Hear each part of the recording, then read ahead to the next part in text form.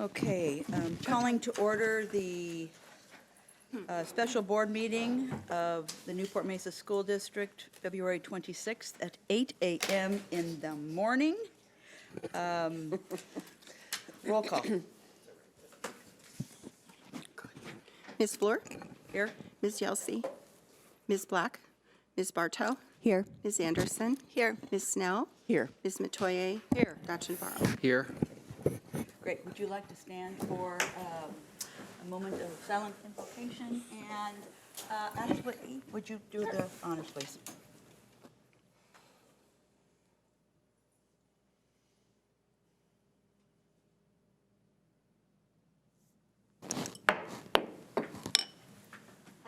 Allegiance to the flag of the United States of America and to the republic for which it stands, one nation, under God, indivisible, with liberty and justice for all. There have been no questions submitted, but we have one card, so may I have a motion to adopt the agenda as submitted? I'll move to adopt the agenda as submitted. Everything doesn't need a comment. Is there a second? Second.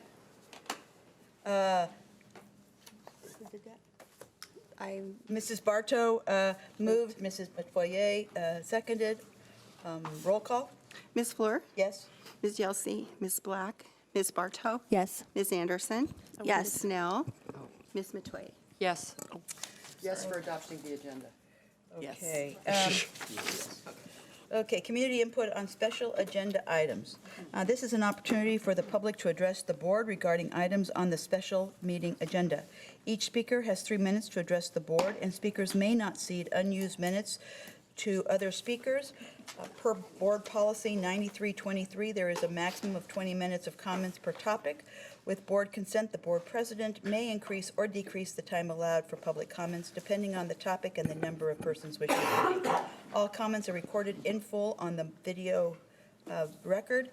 When addressing the board, it is helpful if you state your name and address for the board. We do have one comment. Long time no see, Steve. I know, that's what I said Nice to this see morning you. when I said, hi, Steve. Thank you, Mrs. Fleur. Good morning, everyone. Good morning. This is such an important topic. I'm really glad to see that you've scheduled this study session. In my opinion, I don't think there's a more important topic that we have to cover these days. And it's, as you know, it's getting more and more difficult for students to navigate the education landscape because of technology and social media, et cetera. So thank you very much for doing this. I'm also very pleased to see on my copy here on page 6, there's a slide with goals. Fantastic. The only thing that I would add, a question, I'm not looking for an answer, but the thing I would, just a seed I want to plant is that we try to implement some timelines. In other words, it's great to have goals. When should we see some outcomes? Kind of maybe build that in. And if we don't achieve the goal by that, check-in, so to speak, what do we do? Is there a plan B? We're not doing anything new. I'm sure that there's other districts around the country who've done similar programs. Maybe we can use some best practices, but mostly it's the timeline for setting achievement of the goals and check in along the way to see that we're making progress the way we think. Okay? Thank you very much. You. Are you going to be able to stay for the whole meeting, Steve? Steve, are you going to be able to stay for the whole presentation, I hope? I'm sorry? Are you going to be able to stay for the whole presentation? I'm planning to, Great. yeah. So if you have anything else that because it's a sort of a study session, I have we can do Okay. some allowances. Thank you. Let's put it that way. A little more Okay. flexibility. A little bit more flexibility. Okay, moving on to the board study session on multi-tiered systems of support. Dr. Navarro. I'm going to hand it off to Mr. Drake and Dr. Jocham, who are leading today's deep dive. Do we know how to get this on?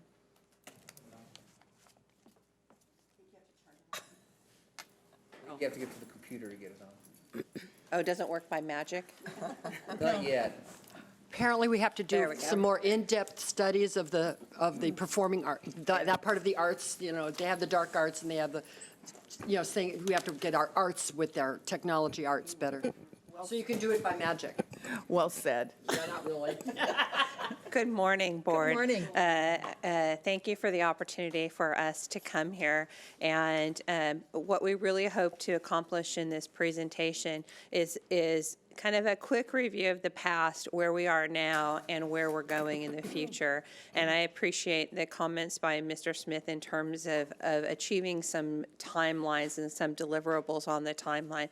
That isn't really part of this, but we'll talk about maybe where we could embed that in and bring that back to the board after this. So we're going to kind of look at the past, the present, and the future. And so the goal today is to kind of share with you what our current state is and really what our future plans are to really embed MTSS throughout the district. So this vision is not board adopted. It's not anybody adopted. This is my own personal kind of working vision for as we look at MTSS in the district.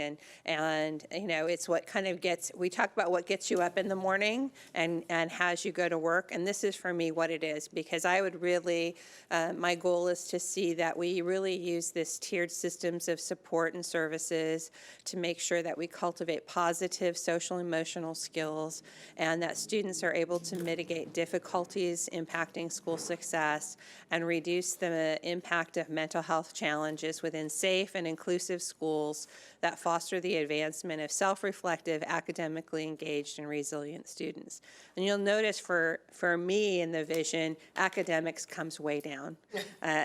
You know, to me, even though that's our mission as a school district, I don't think you can fully achieve that vision until you've addressed some of these other pieces. So I hope that you embrace my vision for this, and hopefully we'll kind of share with you how we think we can get there.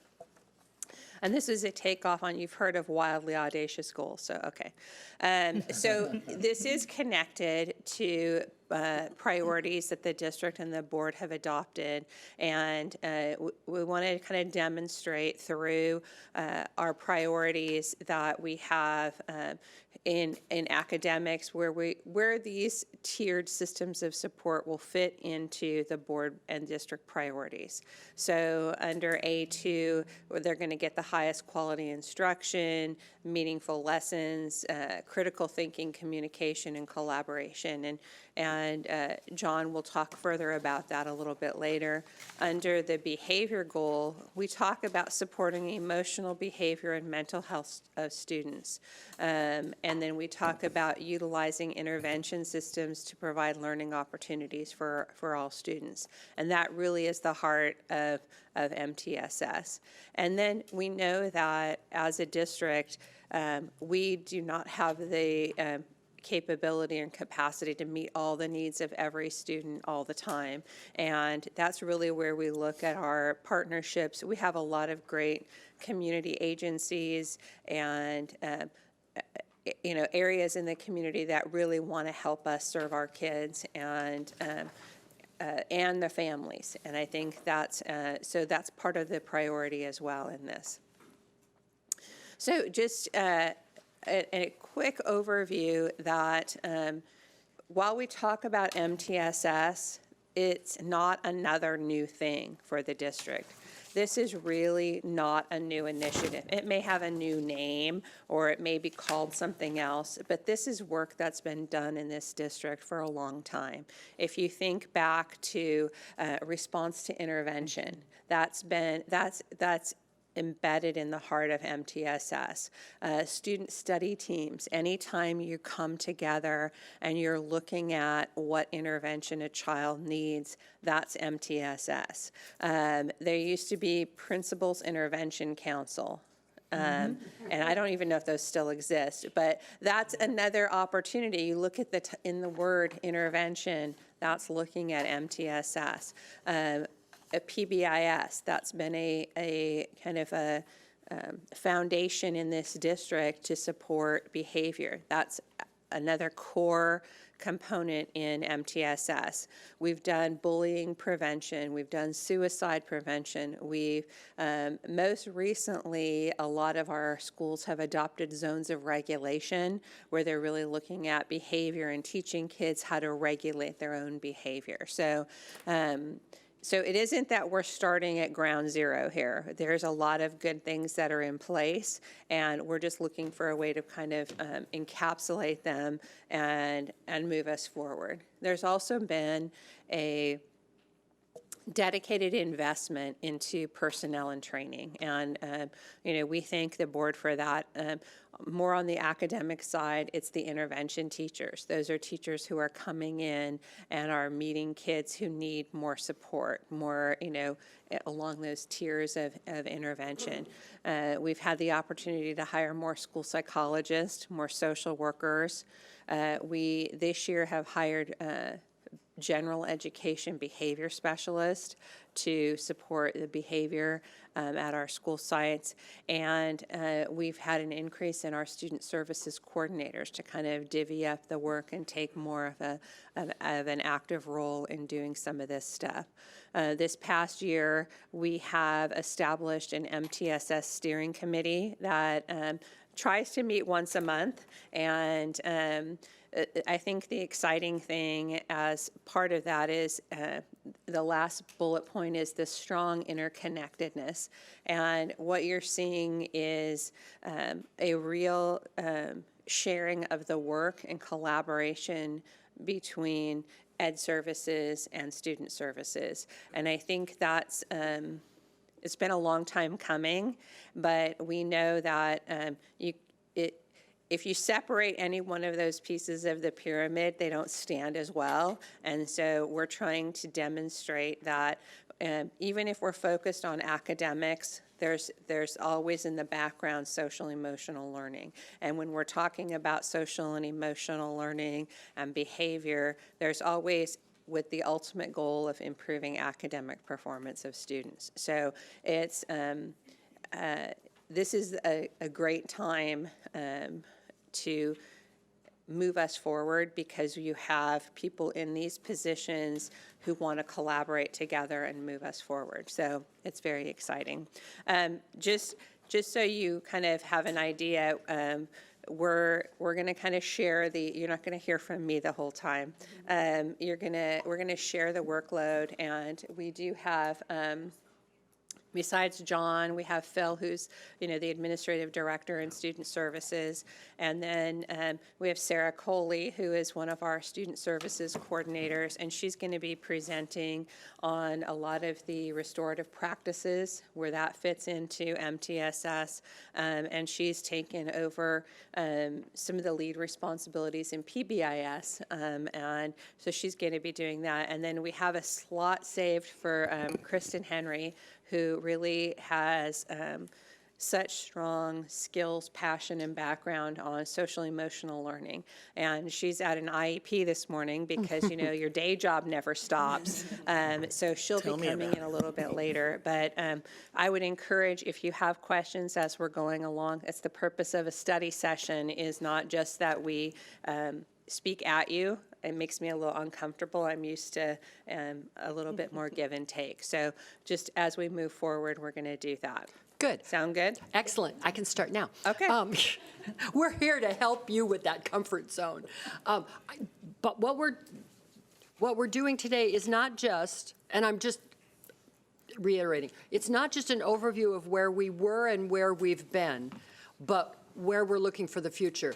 When we talked about how great, and I'm so proud of where we've come and that we've gotten more personnel, but that doesn't mean, okay, we've tapped out. That doesn't mean we're rigid and this is all we're going. We're constantly, because I know you are, you're constantly searching, checking, researching, and saying, well, where could we go that would be better? Do we have a gap?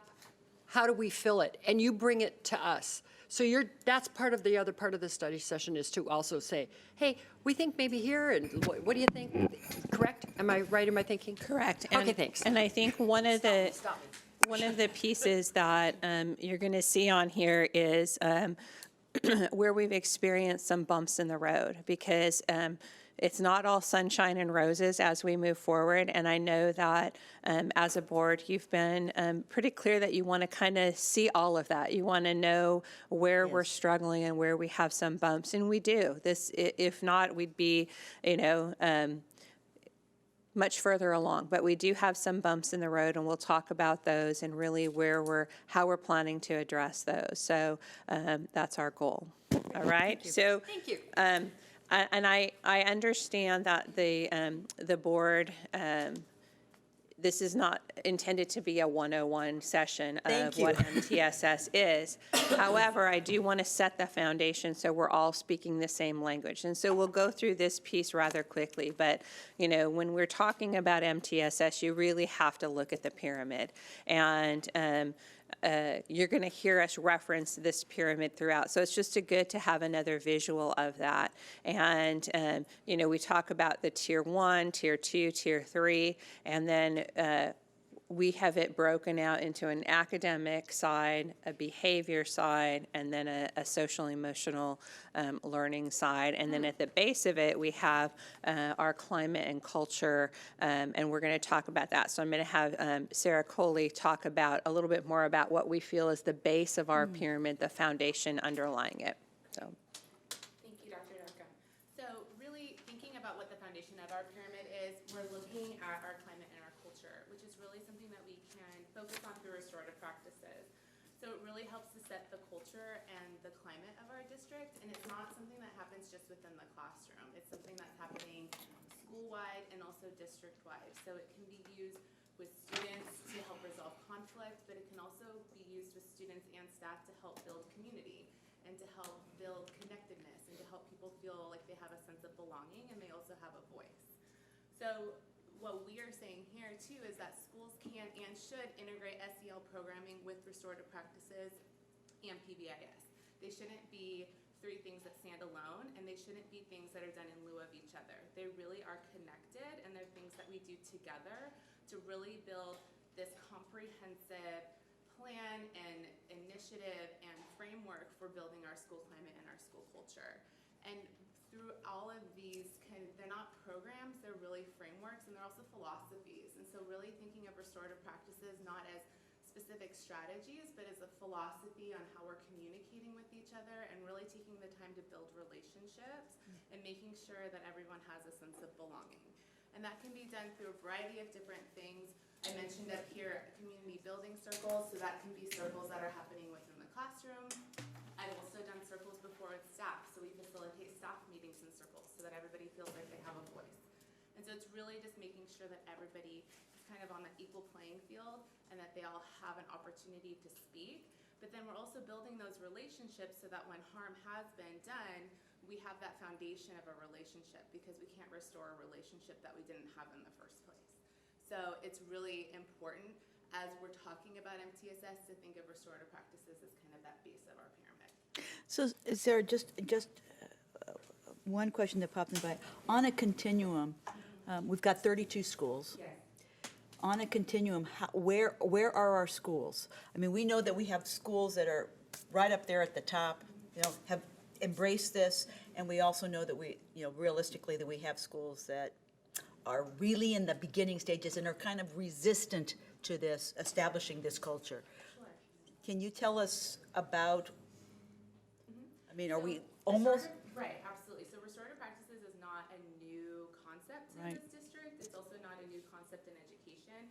But what I would say is that Phil and I have really created a comprehensive training plan and implementation plan as far as how are we going to train all staff and not just school staff, but we're talking about district staff, and so that everybody is on the same page. And we recognize there is going to be some resistance, and there's absolutely some schools that are ahead of others. But we've taken time, we've worked with our administrators. All of the administrators know where we're coming from, what the vision looks like for training in restorative practices, and we're working really closely with them to then communicate with their teaching staff.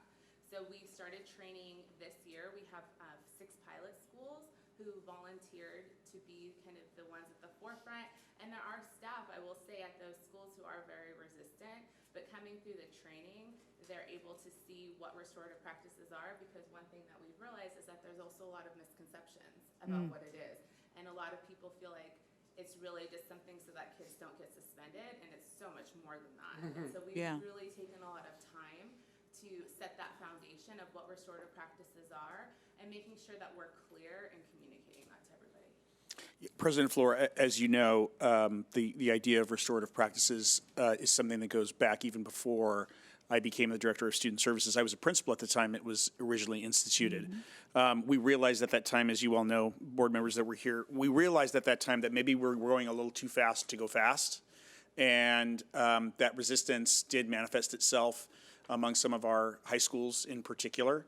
What we have found is that with a slow and steady march, continuing to keep this concept and this vision that you have in your board priorities in the forefront of our mission and goals and objectives, we are making some headway, and we're making some good headway.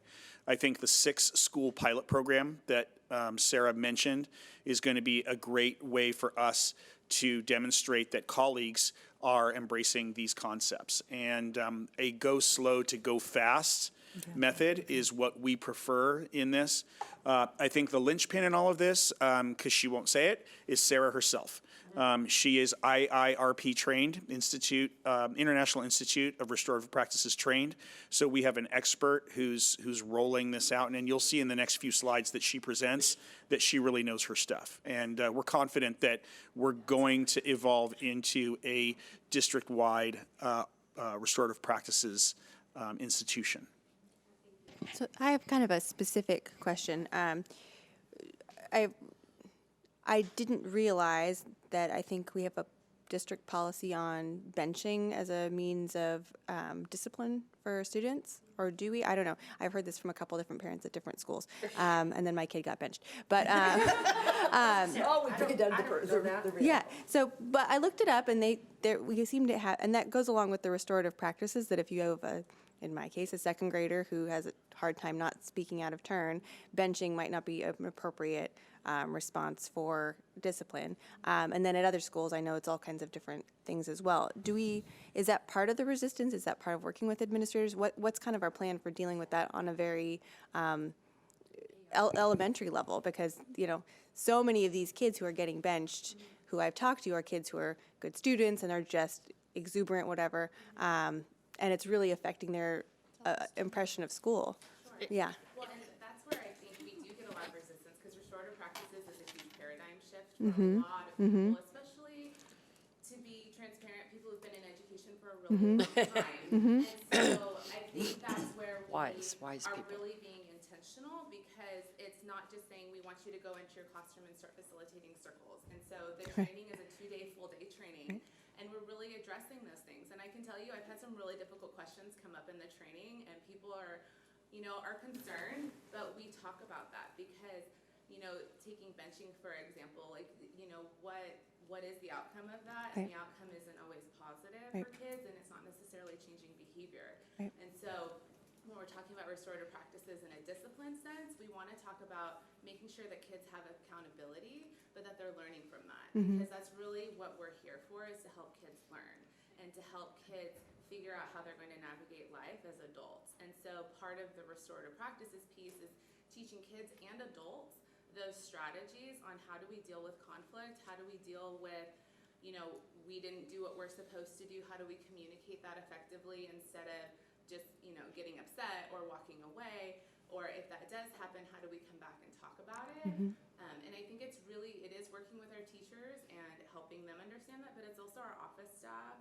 it's also our administrators, and I think it's really coming from the Playground administrative level, if supervisors. they're on board. And I would say at this point we have everybody on board as far as they understand that we're moving in that direction of getting everybody trained. There is some resistance still from some, and we're working with them to help them understand it, and maybe they need some additional resources and research and articles, and we've provided that for them. But I think having that leadership is really helpful. I also have a question too, speaking from someone who's been on the other side of the fence and who is one of those wiser, more experienced age group people. Okay, boomer. Millennial. Boomer. So it's also kind of interpretation too, because if I was out on a playground and I had a situation, I might send 4 of them over to a bench until I could get them to do something. In an 8-year-old's mind, I just been benched. But you really haven't been benched because that's not the consequence or the discipline. That's just the go sit there. So I think one of the things we have to be real careful with is where it is in the process. And honestly, goodness, one of the hardest things to do as a parent and a principal is to make sure the same story that you know goes home and comes back. And if I had anything ever as a principal, I would want cameras on the playground so I could say, no, this is really what happened. How can we help? So I'm worried that we're jumping to too many conclusions. Well, and I think this is more of a widespread thing I see in the classroom. Okay. Oh, in the classroom. In the classroom, not at recess. Oh, okay. Thanks. And it's not just this. I happen to have one specific example recently, but I've heard of it. I didn't even realize we had a policy against it because I know it's so commonly done in the classroom. Oh. If you've got a kid who. A lot of times it's the smart kid with all the answers, or just the kid who can be quiet. Those kids are the ones who lose recess because they raised their hand got many it. times Okay. and yelled out. It's more widespread than my personal experience. Again, the title is what was getting me. So I just want to add some context to this because these are the same conversations we've had about instruction, Right. that we've had about a lot of the work that's gone on in the district over the last 7-8 years. And I want to remind the board that I tell you that when we want to make progress and we want to build a more accepting environment for students where they can flourish, we're going to be taking people out of their comfort zones. Oh, absolutely. And I think, and I appreciate Mr. Smith's, reminding us we need to have a timeline. But, we really look at our timelines as how fast can we go without losing people on this journey, because we can't lose people. Sometimes, and I love what Phil said, you have to go slow to go fast. We can go out and train everybody, but if they don't understand the fundamentals, if they don't buy into what the objectives are and what the outcomes really can be, and if they don't, and once they experience that, and you've seen this in math with responsive teaching, they're elementary. Once they experience how effective responsive teaching can be, they really we start getting some momentum and things really start to change. So I just want to remind you that we are doing what you're asking, but we are going to be taking people out of their comfort zone. Totally. And I feel like if you're a teacher, I mean, let's just say as a parent, taking time out is a very effective strategy, right? Like, it's a quick strategy. It's not an effective strategy. It's a quick strategy. So I understand, and I understand that this is kind of a new way we're approaching it. I was just wondering if, as a district, I'm sure you'll speak to that later, what's our plan for dealing with elementary administrators to say, here's some examples of restorative practices, here's some things you commonly do, here's some common ways to move past that, as just sort of, that prompt, because I've certainly said, to my own kids, if you do that again, I'm taking away your choice. Are they learning anything? No. Do I wish I parent that way? No. I wish I would come up with a more effective strategy. But in the moment, you're just trying to get them to be quiet. It was effective, So, right? yeah. Well, I think it's really looking at, if we are giving a kid a timeout, what does that timeout look like? Because sometimes we do need to take a little bit of a break, right? But what does that conversation look like after we've had that few minutes of a timeout and bringing them back in? So if they're taking, even if we have a student, I'm thinking secondary, if they step outside, okay, when they come back into the classroom or after the class is over, what does that conversation look like instead of just letting that student go or benching them at recess or whatever it might look like? It's using some of those affective questions. So, okay, tell me what happened. Tell me, what were you thinking when that happened, and who was impacted? Yeah, and how, what are you thinking now? So then, and now what are you thinking about? And usually it's like, well, I really think now I probably shouldn't have done that. Well, yeah, you probably shouldn't have. So what can we do now so that that doesn't happen again? Or if you feel like it might happen again, what are some ways that I can help to support you? And so it's still having those high expectations and that high classroom management, or within the training, we call it control. So what's the still high control, but where's the high support as well? So that kids know these are the expectations that I have, but I also know that if I need that support, I know how to access it. And so I think it's really reframing that. And a lot of times people say, well, it's going to take a lot more time. Well, yeah, it might take a few more minutes, but the payout is so much greater. And so if we're able to address these things and then it doesn't happen again, then that's really saving you time in the long run. Ashley, you have your light on. Don't worry about lights. Just jump in. Oh, I got my light on. Speaking, I don't want to interrupt. I just had a question because I've heard that actually at multiple schools as well, and I appreciate what you said, Dr. Navarro. I agree. We don't want to lose the support of administrators and teachers in the process. My concern is with parents because particularly at actually California Elementary, we have parents who their children are being benched and the parent is deciding, I'm not staying in this district, what is happening? So what are we doing? What can we do short term to, as we're working on making sure that everyone is trained, what can we do short term and what are we doing to make sure that administrators all are on the same page? So I can speak to that briefly. The whole discipline philosophy is articulated currently in a discipline matrix that was handed out to principals, and that offers a variety of responses. I think the concern that the board has about calibration and consistency across our schools is something that we are equally concerned about. It's really important for parents to have a feeling and to know that they can communicate concerns to their site principal. If they can't communicate concerns to their site principal, they should be encouraged to call the district. All discipline matters that are of a questionable outcome come to the Director of Student Services for review. Sometimes we do an inquiry. Sometimes we call the principal and find out what's going on. We have a meeting with the parent. What I'm hearing is happening at some of our schools is that we have certain practices like benching, which may not be consistent with the support and accountability duopoly, if you will, that exists in our current discipline philosophy. We need to have both of those things, accountability and support. So I would encourage parents to reach out to their principals. Certainly we can, if any of the board members have concerns about things that are going on at school sites, we're happy to, in student services, to go and have a conversation and make sure that the alignment is brought back to where it needs to be. You know, we're an industry of people and working with a multitude of kids, and that creates a level of complexity.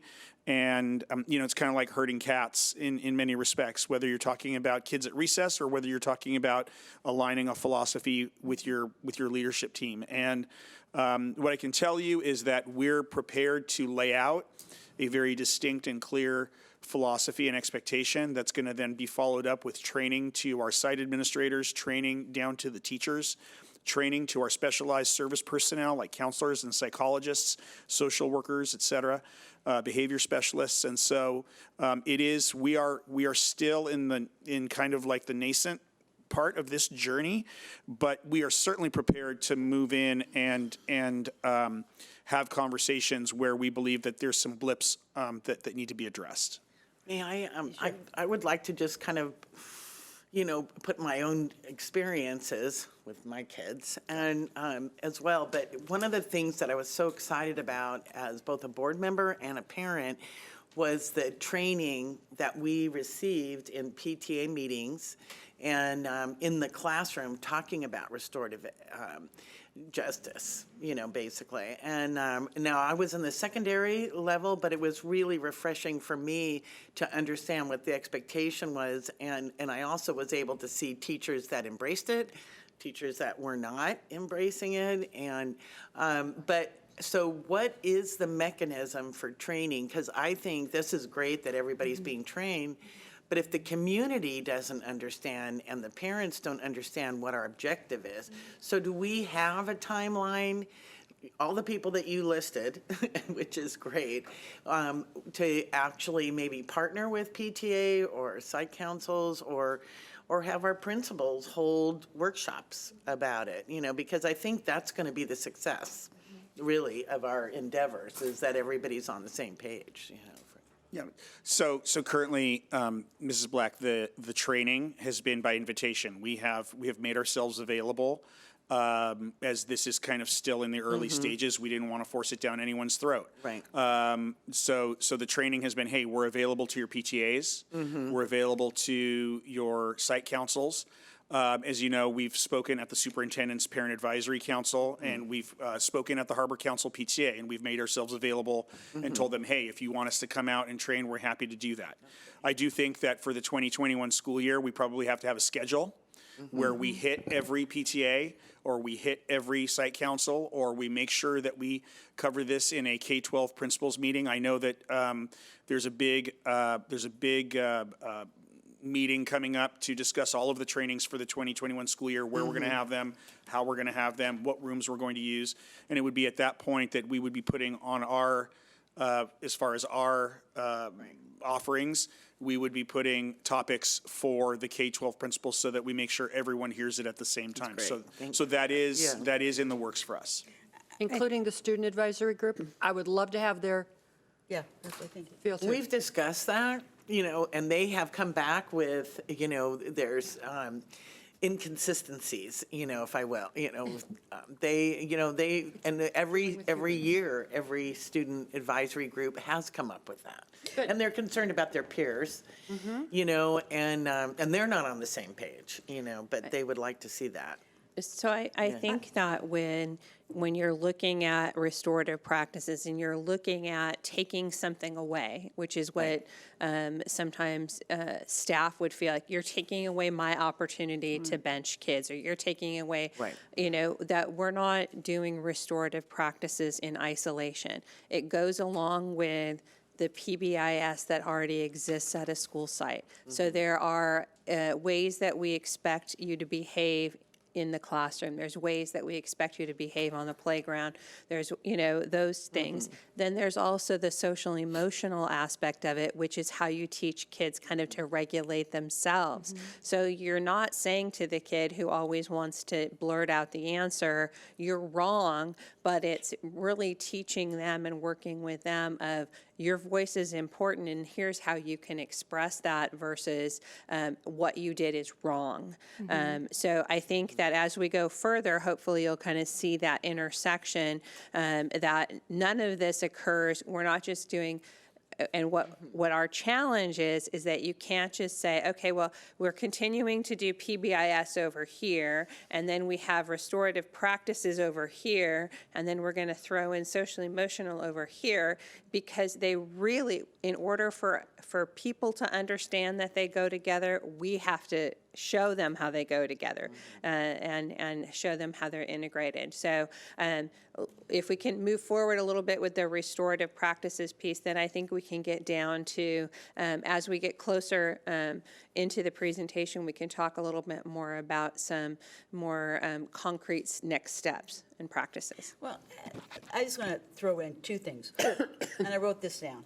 What does discipline look like in Newport Mesa Unified School District? My gosh, it looks. That's what we want. We want to understand that, so that parents understand what it looks like, that there's, but also from the point of view, from a board point of view, it's all centers around policy. For us, it's policy. That's what we govern under. So if there's appears to be, there's a, like Phil said, there is the difference between taking away from the classroom teacher or the principal and then dealing with the overall district. And you're talking, Sarah, about culture and climate across the district. So I want to know, and Phil knows me, I want consistency. I want everybody to be on the, as Dana likes to say, on the same page in terms of what should discipline look like. Should we have a conversation about, is benching an appropriate, based on your information, is benching an appropriate form of discipline if there's nothing else? What's the outcome of that? I think, And not even specifically benching, right? But just like, what's their process? And What's how their is it escalation? communicated to the parents so that they're all understanding? I think it's important that we understand the role of policy and how policy helps an administrator on a campus. Exactly. As an administrator who always went to policy when I had to talk with an employee, I understood that was my supporting document to say to somebody, this is how we do this in this district. However, policy in itself doesn't create changes. So I think the process that you're hearing today is, let's get everybody trained, so one of the things that happens in personnel issues is they ask you, what training did you provide when you demanded this? Well, if you didn't provide any training, you can't demand it. So that's kind of something that makes you start all the way over to square one, and you have to do it. So it's always better to go through all the training, and at that point, when staff has said to you, we've trained everybody, we think we're ready for the board to put this in writing in a board policy, because then our principals can say to an employee, look, this is the direction we're going. It's not just me, it's in our board policy. So having that document that I can refer to as an administrator is really, really important, but it's ineffective unless we've done our part, and that is train everybody first. So there is a very important role, but I don't think we're there yet, and I think what we need to do is take the temperature of our staff here and ask John and Sarah, say, when is it right to take this step? Right, and I think that really thinking about the restorative piece, it is that culture in that community. And I will say that it has led to a lot of crucial conversations with a lot of our staff, administrators included. And we have had a lot more, I would say, disciplined conversations, and not just from the restorative lens, but really what can we do to make sure that we're all on the same page and that we're implementing discipline consistently throughout the district. And so those conversations are happening, and that's definitely the direction that we're moving, but making sure that we're including this restorative lens as we're kind of looking at that and having those conversations. Because really the restorative piece is taking that time to build the community so that when you do have that challenging behavior, you can have the authentic dialogue, we can come to an understanding, and we can make things right. Because there's a variety of ways, but it really isn't just discipline related. I would say 80% of the time we should be using it proactively, we should be using it to build community, we should be using it to really get to know each other. The other part of the restorative piece is that it is a trauma responsive approach. It is research based, it's data driven, and so a lot of times people are feeling like, okay, well, what's this something new? Again, it's not something new, and there's more research now than there was even 5 years ago to support the use of restorative practices in the school setting.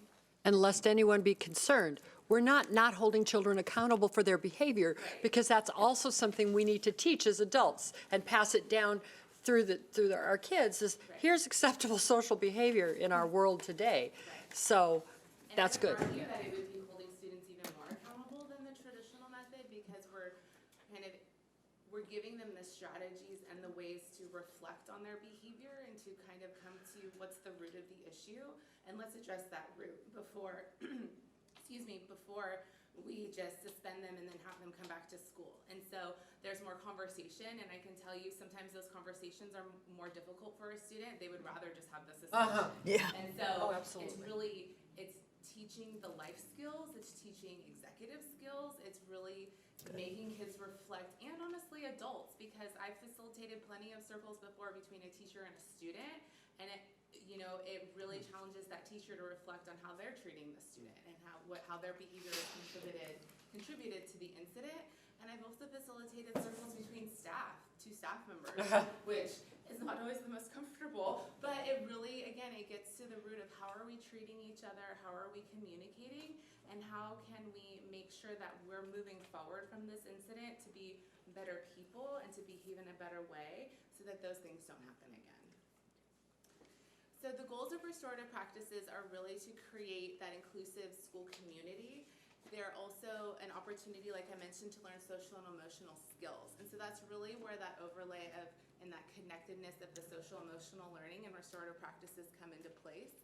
They promote equity and voice of all stakeholders, which includes students, staffs, and parents. And so I know I've heard a lot about parents.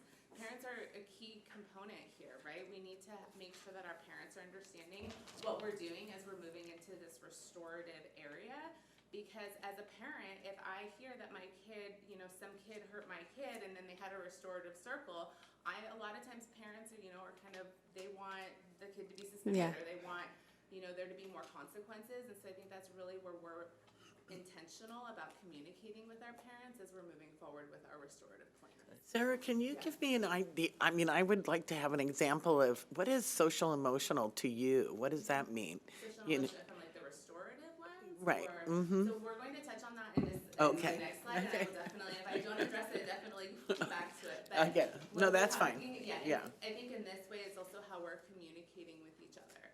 So the multiple outcomes for if we're implementing restorative practices with fidelity, we do see, and there is research behind, it reduces misbehavior, it also reduces violence and bullying, and it reduces our suspensions and expulsions for things that don't necessarily need to be suspended or expelled for.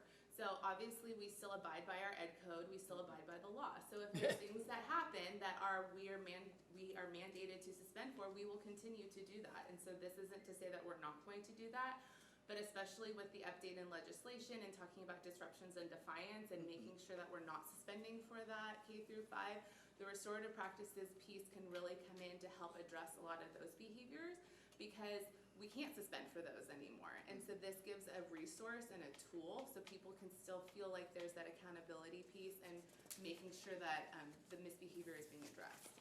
It also helps to reduce teacher and student absenteeism, and that's because people are feeling more connected. You know, if we wanna be somewhere, we're going to go. And so if we feel like we belong, we're going to wanna be there. And so we see that happening with our teachers as well. If they're feeling happy to come to work and they feel like their class is going well and that they're a community, they're more likely to wanna be there. We also increase instructional time because, again, we're setting those high expectations and making sure that we have that control, but we have that support. And so kids know what to do. Instead of calling out the entire time when they don't understand something, there's ways and systems in place for them to ask for that help. It increases safety, and it also improves our relationships and attitudes amongst student, staff, administration, and parents. So talking with our tiered systems of support. So this is really where we wanted to take an opportunity to say how all of these pieces work together when we're talking about academics, behavior, and social emotional learning. So tier 1 is universal, so that's for all students. So those are things that are happening. Every kid has access to those, so a lot of times those are the things that are happening within the classroom that applies to all students. Tier 2 is when a student needs a little bit more, they need just that little extra help. And then tier 3 is that intensive and that few, which is targeted academic, behavior, and social, emotional, or mental health support that's directed towards a few students.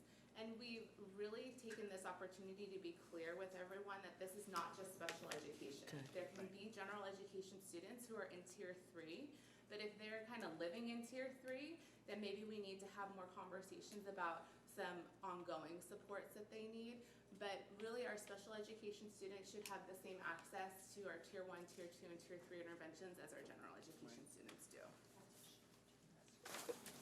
So when we're talking about tier 1, tier 1 is the responsibility of everyone. So it's not just the teachers. We do find that it happens mostly in the classroom, but tier 1 is the office staff, it's noon duty, it's our supervision staff. So it's really the things that, again, that all students have access to. When we're talking about academics, this is our best first instruction. And you'll notice in purple, these would be kind of the restorative pieces that could be intersected into all of these areas. So when we're talking about academic, there's ways to do content discussion circles. So I've used restorative circles before to talk about, I was a math teacher, we would talk about content. We would talk about, okay, what is one thing that you're feeling really confident about in our quiz today? What's one thing that you're not? If I have all my kids telling me that they're not feeling super comfortable with this part of the quadratic formula, maybe it's an opportunity for me to revisit that and reteach it before I assess them on it. When I have behavior, we obviously have our PBIS programs and our school and classroom expectations, but this is also where we can be using affective statements, affective questions, and circles for community building. And you'll notice that that's in the social emotional learning as well. And so when we're talking about social emotional, It does that, that's okay. we are really looking at, okay, how are we equipping our students, one, in self-regulating, but then also in how they're communicating. And so with our social emotional learning, we can use second step, we have signs of suicide, we have zones of regulation, but then we also have, teaching our students how to use affective statements. So I'm feeling frustrated when you don't call on me, or I feel like you aren't taking the time to help me instead of you don't help me. And so, and then with our effective questions, it's really reframing it and from why did you do that to what happened, and making it more open-ended and lowering that affect. And then circles for community building, because again, we know that our students want to feel a part of the community. And so if we're able to give them an opportunity to share things about themselves, then they're going to feel like they're more a part of that class and that school. For tier 2, this is an intervention for students with an identified area of need. So we do have, this is our SUM area, And so with academics, we have things like small group tutoring and our student study team. For behavior, it would be things like PBIS, we have our check-in, check-out systems. We also have individual behavior charts and contracts. And then with the restorative piece, we would have impromptu conversations. So that's an unplanned conversation that we would have with a student or maybe two students. Hey, I noticed that you weren't talking to your best friend today. Can you tell me a little bit about what happened? Or are you okay? Then circles for problem solving and circles for conflict resolution. And then again, that falls into our social emotional, so impromptu conversations, circles for problem solving, and circles for conflict resolution, in addition to individual student counseling for anxiety. And I'm thinking for the social emotional part of it, when I'm talking about a conflict resolution circle and this being a trauma-informed practice, if I've got two students who aren't getting along with each other and just say, okay, I'm gonna separate them, well then, again, that's still not addressing the root of the issue, right? We don't talk about what happened. And so if we're able to facilitate that circle and help lower that affect and kind of work with that executive functioning so that they know, okay, this is a way that I can communicate how I'm feeling, and we're making it about me. I feel this way instead of you did this to me, then we're able to come to a more, a healthier resolution so that both of those students can move forward. For Tier 3, again, this is our intensive and few. So this is not just about special education. However, sometimes we do have students who end up being assessed and are placed in special education from this.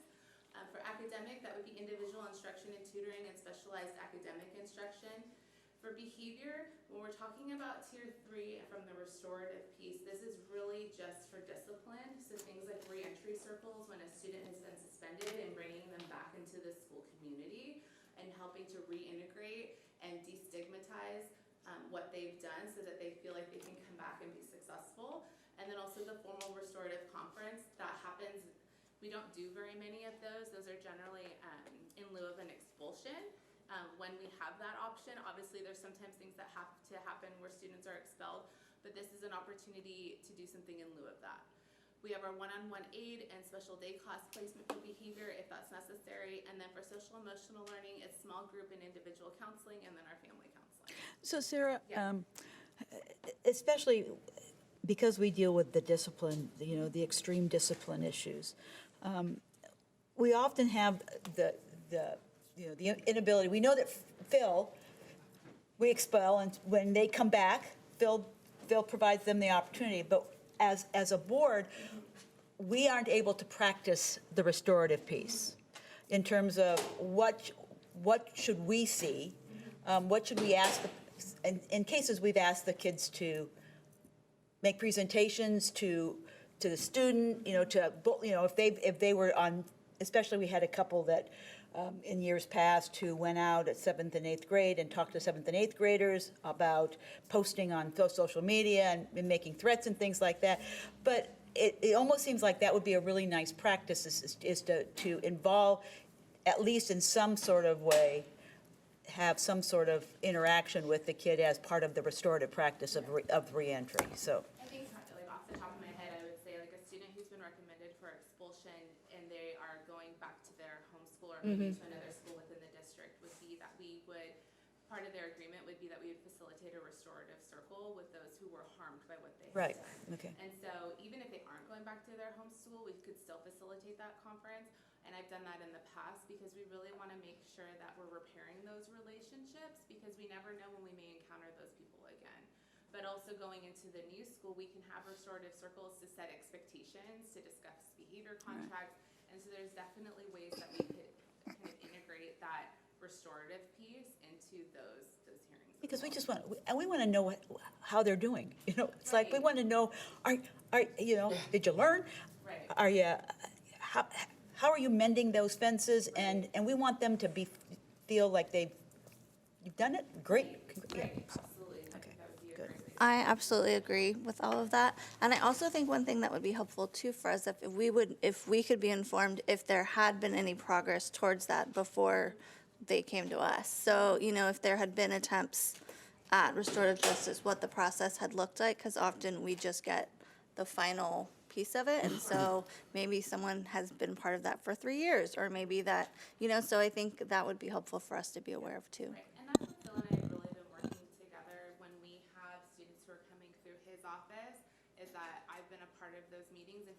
collaborating to see is there a way for us to be using some of the restorative practices before we get to the point that they're seeing you. And so like we've had students who've been in these big fights, right? And okay, is the student willing to sit down with the other student and let us do a restorative circle to resolve that conflict? And if they're willing, then that is just one more thing that we can put down, that they were willing to take responsibility for what they did and repair the relationship with that other student. Good, yay. And do we have, as part of that process, a way for kind of holding the parents accountable too, letting them know what's been done on our part, or the district's part, just to say, look, we went with your student, we had all these different stages, and educating them that it is restorative practices. I think those meetings go a long way to that support, because then they know what to expect, but also saying, we've worked with your student, and you need to understand that this is, now we're in tier And they 3. may be part of the problem too. Totally, exactly. Right, and I would say the meetings that Phil and I have here at the district, the parents are a part of those meetings, and so they know that that's an option for their student. And I would tell you, I've never had a parent who was like, no, I don't think that's a great idea. Like, parents really want to do everything they can, one, to help lessen whatever this severe consequence is going to be, but they want the best for their kid too. And so they want to make sure that they're resolving this conflict, and most of the times the parents are like, why did you do that? Like, why would you do that? Right. But then at the school site level, it really is that communication piece. So if it's something that's not coming to us, it's when those circles are being facilitated, and then there's a call home to the parent to say, your student got into a fight, it wasn't severe enough for us to maybe suspend for. However, we did facilitate a restorative circle between your student and the other student to help resolve the conflict, and this is what the outcome was. That's what we hear from most parents too, is that my child's being bullied, or I'm bullying, my child's bullying, and they never cop to that, Right, and It's always somebody else, but, I mean, they don't, and it is really, because those are probably 90% of the calls that we get as board members, Close out just the restorative piece, there's definitely going to be times when maybe a restorative circle isn't appropriate. If we have a really clear victim of bullying, we're not going to re-victimize them by sitting them in a circle to talk to the offender. However, a lot of the times when we're talking about bullying, once we start going through those affective questions and saying, well, what happened? And a lot of times we get more information, and then we're able to address that issue. And a lot of the times both sides participated. Obviously, there's cases where there is a very clear victim, a very clear offender, but we would handle those in a different way, because at the end of the day, we're not trying to re-traumatize anybody through this. It's really a place to help rebuild relationships. I usually refer, Dr. D to the parent, because really, the more that we sit and listen, the more upset they are, and then they start to embellish too, where there's things that have been done, so we then leave that everything's, they have tried everything, when in fact, Phil will find out that, no, you need to go back through the process, or. People just want to be heard. That's right, And I think exactly. that's where really using those restorative elements to accomplish that. So I'm going to go ahead and pass it over to John. Yes. Good morning. Good morning. How is everybody? Just great. Good. 3-4 weeks ago, we got to spend a lot of time together to talk about academics, and We're that having a was. study session. Pardon me? So we're having a study session, so I do know that you've been meeting. Exactly. Yes. Gleaning our- In that conversation, we really did focus through progress monitoring on kind of that intellectual academic achievement, intent of our classrooms. What we didn't focus on is in doing all of that, or in teaching in these ways that we're talking about, we're also impacting and need to keep in mind students at the center of that. Their ability to regulate and interact is critical in their learning, but also critical in creating their identities, not only as learners, but as people. And I think that really speaks to the complexities of really what we're talking about today, and that pyramid that Sarah shared earlier, where all three sides or parts of the pyramid are leaning on each other, because they really are intertwined. And one of the things that we do know when we're talking about learning is that if kids are not in a place, actually if humans, if we're not in a place feeling safe and confident, it's really difficult to teach and learn. And so that aspect of a classroom and the environment that classroom provides for kids to learn is a really critical aspect. So in my brief conversations with you today, you're going to see a lot of the same stuff that you saw from the last time, but I want you to put on that lens of social emotional and behavior because the act of teaching has to incorporate those things to create the environment that's safe for kids to learn in. The other piece that I guess maybe is my bias, not a surprise to all of you, I do sometimes think we jump to providing Tier 2 supports before we've done our best with all of them in Tier 1. So we really have taken to heart this district priority of focusing our efforts in our Tier 1, where 100% of our kids need to be and need to receive that best instruction / environment to learn in before we start deciding that they need supports beyond what we can do at that first shot with them. So we really have dedicated our time and efforts around social emotional learning in focusing on our Tier 1 instructional program. Can I ask a question quickly? I feel one of the things that I just heard when you were saying that, I wonder too if perhaps it's the teachers or someone at the site who is feeling they aren't equipped to proceed further with the student in Tier 1? Is there a way to, so it's not necessarily that the student is in need of Tier 2, but perhaps the teacher is at the end of the limit and they don't know what else to do? Do we have a process in place for, like, what does that look like? So if it, rather than it being on the student, how are the teachers being supported in that? So if we go, I'll skip forward a couple slides, but I'm going to go right to here with that. When we talk about supporting teachers, there is still a belief that we can pull teachers out of the classroom, give them something to go do, and then their problems are solved. When in reality, what we need to do is be learning all the time. I'll tell you, there's every day when I'm in a situation, actually, when I don't know what to do, because I don't know enough, but I'm able to go back and rely on colleagues to build my knowledge, right, around whatever the topic is, to then support whatever that situation was that I wasn't able to support when I was in it at a future time. So when we're talking about supporting teachers, we want to talk about building their knowledge, their content knowledge, their pedagogical knowledge, and their knowledge of student thinking, right? And really that when we're talking about knowledge of student thinking, it's just knowledge of students and their trajectories of learning. We don't all have that, and we need different doses of that.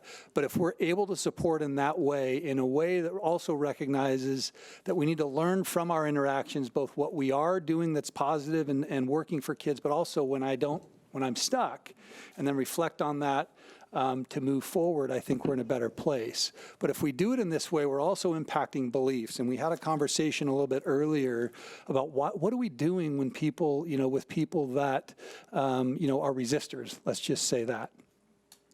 My belief is that if we're giving them the content knowledge, pedagogical knowledge, and knowledge of kids, and they're going back and supporting in different ways, they're going to see different results, and therefore their beliefs are going to be impacted, which then moves us into them having maybe a different perspective or vision of how to support kids in relation to their teaching and their learning. So if that makes sense, what I'm trying to say is there isn't a quick fix, but there is a way to recognize, number one, as a teacher, or even as an observer of a teacher or a supervisor of a teacher, you need some extra support. We need to build some more knowledge in you, and let's do that. So it's really through this idea and this pyramid of supportive teachers where they're continually learning from their craft, but also continuing to be provided additional knowledge. Is it required? I mean, if you have a resistor who is still not, and we're having difficulties and hasn't identified those areas, let's be real clear, and are we, I mean, there's just so much we can do. Do you make it required that they have to go because we're offering all this great training and all this professional development, but what happens? When does it become mandated? Yeah, I mean, I mean, when does it become like you're harming children? so Let's be real clear. I guess I have another personal feeling about that. We can mandate everything I know. and get people to be compliant. Yeah. I'm not sure that compliant teachers, if that's what they're only focused on, are going to be providing that Right. environment we're talking about that we want for kids. So yes, and sometimes we have to, right? I also have a really strong belief in, having worked very closely with teachers for the last 25 years, that I think when we're talking about the resistors, we are talking about a small few. Really small part, There are yeah. very few teachers who show up wanting to make a day miserable for kids. So I have a similar question. We're talking about multi-tiered systems of support. How are we supporting the teachers? Because I just think it's a wildly audacious goal. I love it. It's so wonderful. We're changing sort of the way we think about math. We're asking them to change the way they think about discipline, mental health. Those are three big kind of initiatives that we have going, and it's requiring a lot of change in the way we're asking teachers to think and interact with students. I know when I have to get up at 4:30 instead of 5 consistently, that's very stressful for me, and that's just half an hour. How are we supporting them so that they can, feel supported and not stressed? Because when you're trying to change 3 different things and still do your job, you're going to feel a little bit stressed. So I guess number one is to recognize that this takes a long time, and use the idea of time. The other thing that we are working on, and I don't want to pretend like it is in place, but in order to support any sort of structural change instructionally, we know several things have to be connected. Just pulling teachers out of the classroom and providing them training is pretty ineffective if that's all we're doing, and that's not then connected to support of whatever they learned at that training and implementing it at the site through both, on-site, in-classroom coaching, as well as that collaborative time is connected to what they're learning.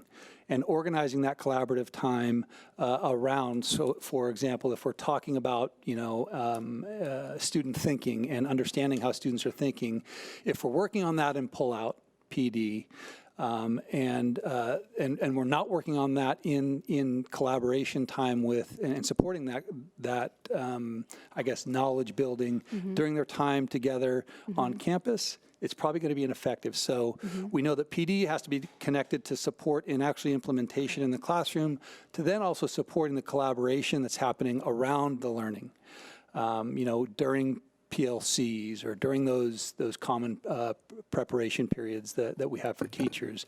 And that can't be done in isolation of just themselves. It can be, but there also needs to be facilitation. So another big part of this is bringing our administrators alongside teachers in this building of knowledge, which, along with everything else they've got to do, is in time, figuring out how to do that and support getting everything else done is tricky for us right now. But we do know that all of those things need to be connected for it to actually work and for their change to be take place. And I love that you're focusing on building that community aspect, because that's when you have to make a change as a community, it's much easier than you individually. That's great. And I'd like to add a couple things. When you heard John talk about there are only a few teachers that struggle with that, I want to let you know that what he's really saying is we have faith in our teachers. We have faith in the humans that they really want to do the right things.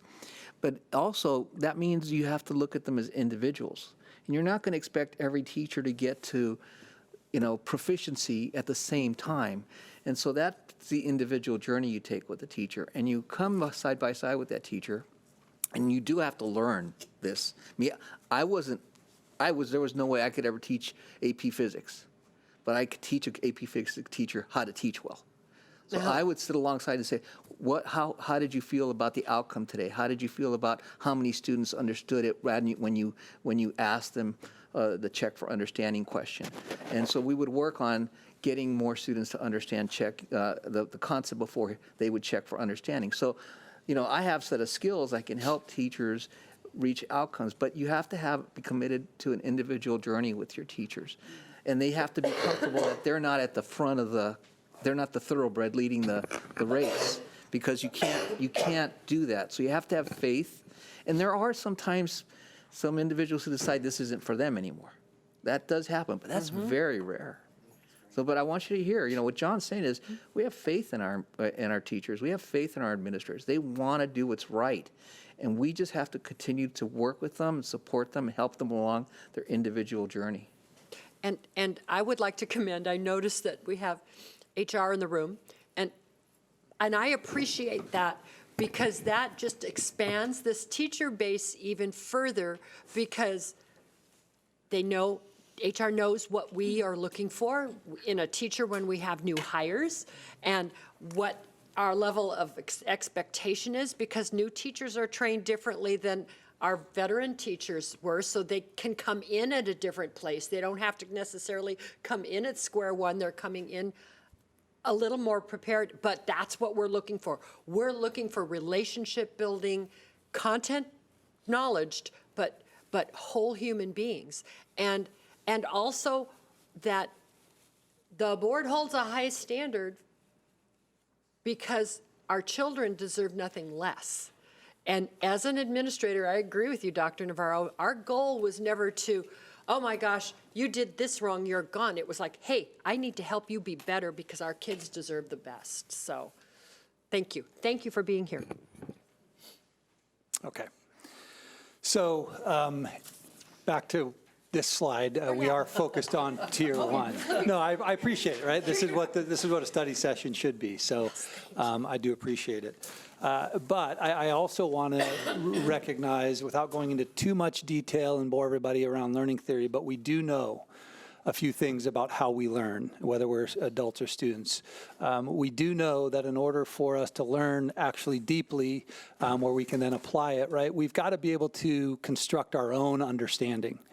And build that understanding from what we know and connect what we know to make sense of new context, new ideas, new learnings.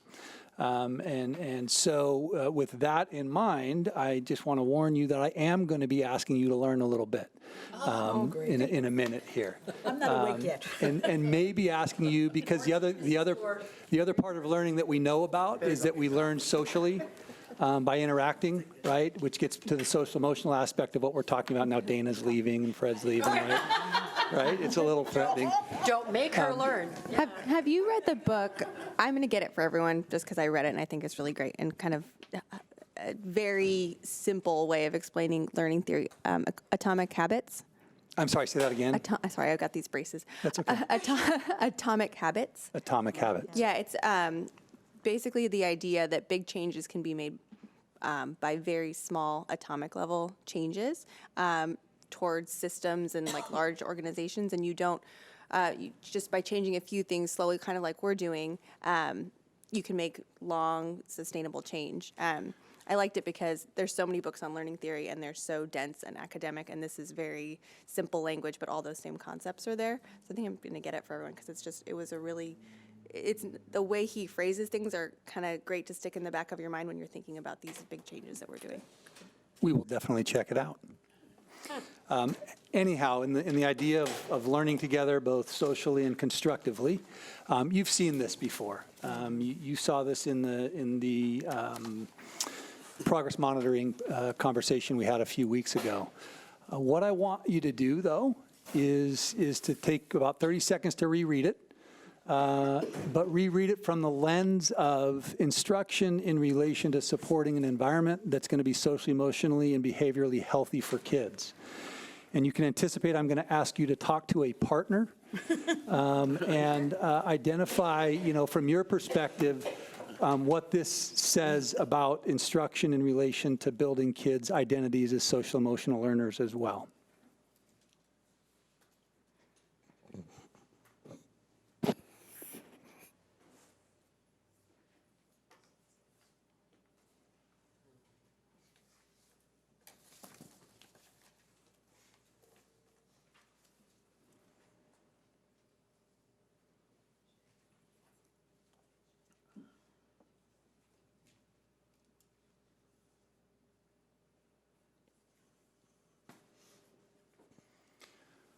So when we think of instruction in these ways, turn to an elbow partner. You can be threesomes, twosomes, it's up to you. But just talk about, what jumps out at you, what resonates with you in relation to instruction in this way, and also supporting kids socially, emotionally, and behaviorally.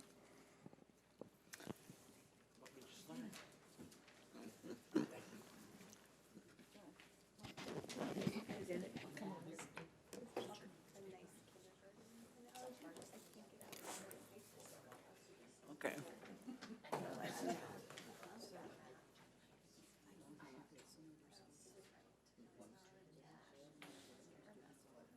All right. In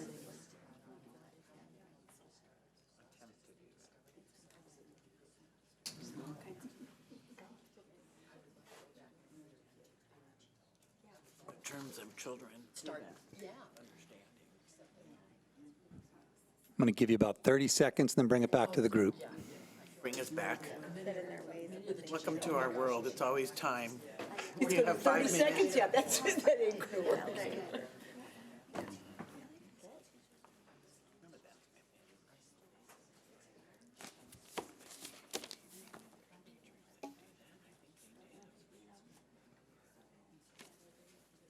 Now, if I were actually instructing, I would be listening to your conversations and identifying some people I'd want to call on to put some ideas in the room for us to chew on and unpack together. So I know we were looking at this really from an intellectual, academic perspective last time. Now from a social emotional classroom perspective.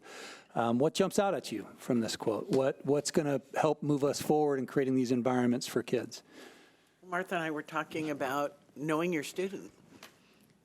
You're going to really have to understand, where your kid's coming from, or you guys call them kiddos.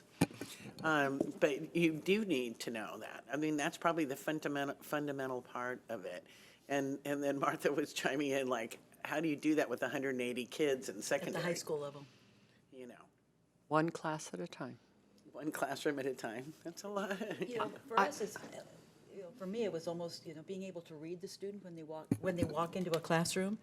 I mean, Right. just their basic demeanor, greeting the student and really seeing the student as he or she is walking into the classroom, and having those skills are really critical before they can even engage in a classroom in learning, is to see where they're coming from at every single day. What I thought from this, because I immediately put myself right back into that situation, was, oh my gosh, I would have to listen so much more. My instinct as a teacher, and even as a mom, was to give them the right answer. This little nugget is what you need to know, and here it is. Remember it. And children learn so much more when they discover the nugget on their own, which means as a teacher, I would have to be way quiet and watch and listen and hear what they already have, what piece is missing, how can I give them the treasure map without handing them the treasure map? And as we have said in a lot of our board mission, teachers and principals, if I could only go back and do it over, I would have done it this way instead of the way I did it here. And how exciting. Yeah, so I think that to me, Shar, hits on a really critical piece of kind of implicitly addressing the social emotional needs of kids. Imagine how powerful a kid feels if his teacher is actually listening and caring about what he or she thinks, as opposed to just imposing what I think on you, right? So it's a whole new paradigm shift of, not explicitly building a kid's social emotional intelligence, but doing it implicitly by empowering kids and giving kids the agency in the classroom to build their knowledge, right? Hard to do. But that's a really important point, I think, that we need to understand when we're talking about academics and social emotional behavioral aspects of our classrooms. And I think we talk about it in the math training, and this is great because this comes from the math, but that idea of teaching students to revise their thinking is so important in social emotional. If you feel a certain way and then you think, how could you revise your thinking? Asking them to look at things from different people's perspectives is similar with math. How could you come up with a different solution or a different way of solving the same problem? So I think that's cool that we're pulling that in from the math as that same kind of, let's think about different ways for the same problem. It gives kids that agency as well and ability to kind of develop empathy. You know, I have a young friend who I've known since birth, you know, his birth. And he's, and he's currently a junior, and he is an amazing young man.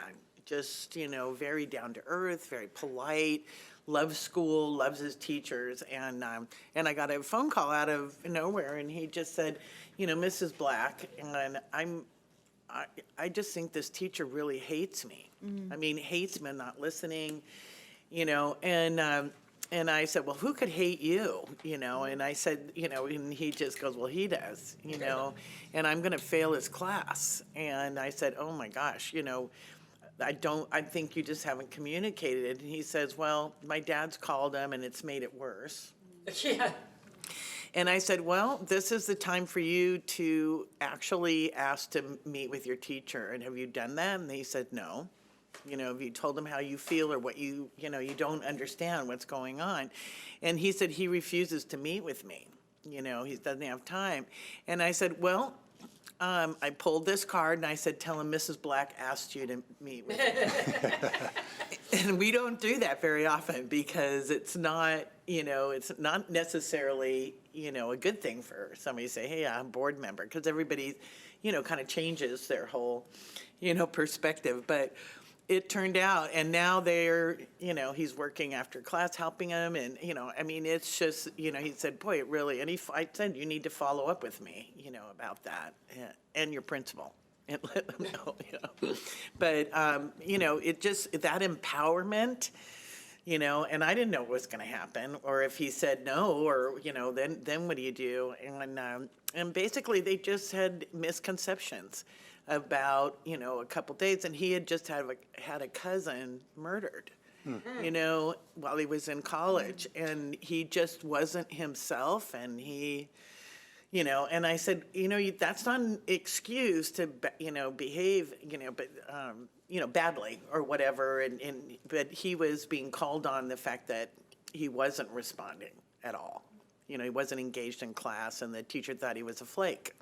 You know, quite frankly, but that empowerment, I think, will come up with those students that learn this, you know, through elementary, and they do, you know, get in that, you know, that they really need to explain, you know, themselves, you know. Yeah. Go on, answer, sorry. That's the goal.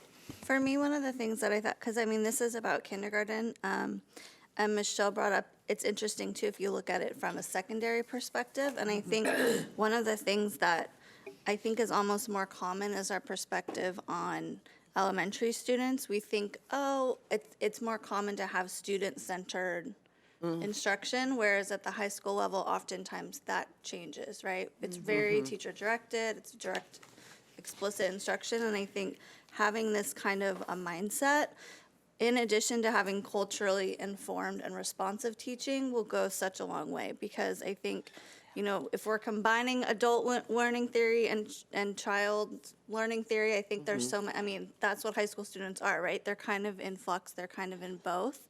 So I think to have this as something that we are really centering, particularly for secondary, is really powerful, so.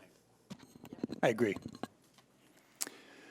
So, moving on a little bit, you've seen all of these pieces as well in relation to our principles of responsive instruction.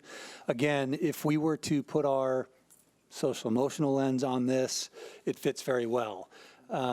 Position students as competent sense makers, again, kind of what Ashley was saying. We're student-centered classrooms where students hold the agency and are being their learning's being facilitated, constructed upon what they know. They're all bringing some knowledge to the table and being given opportunities to share that and reconstruct what they think they know is critical as we move forward and support teachers in their instruction. Knowing students, right, beyond, as I think Martha talked about, and I think you're going to hear it later as well, knowing students as people, recognizing their emotion as they walk into classroom as best you can, identifying that and meeting those needs, as well as knowing them culturally and providing that type of support in the classroom as well is important.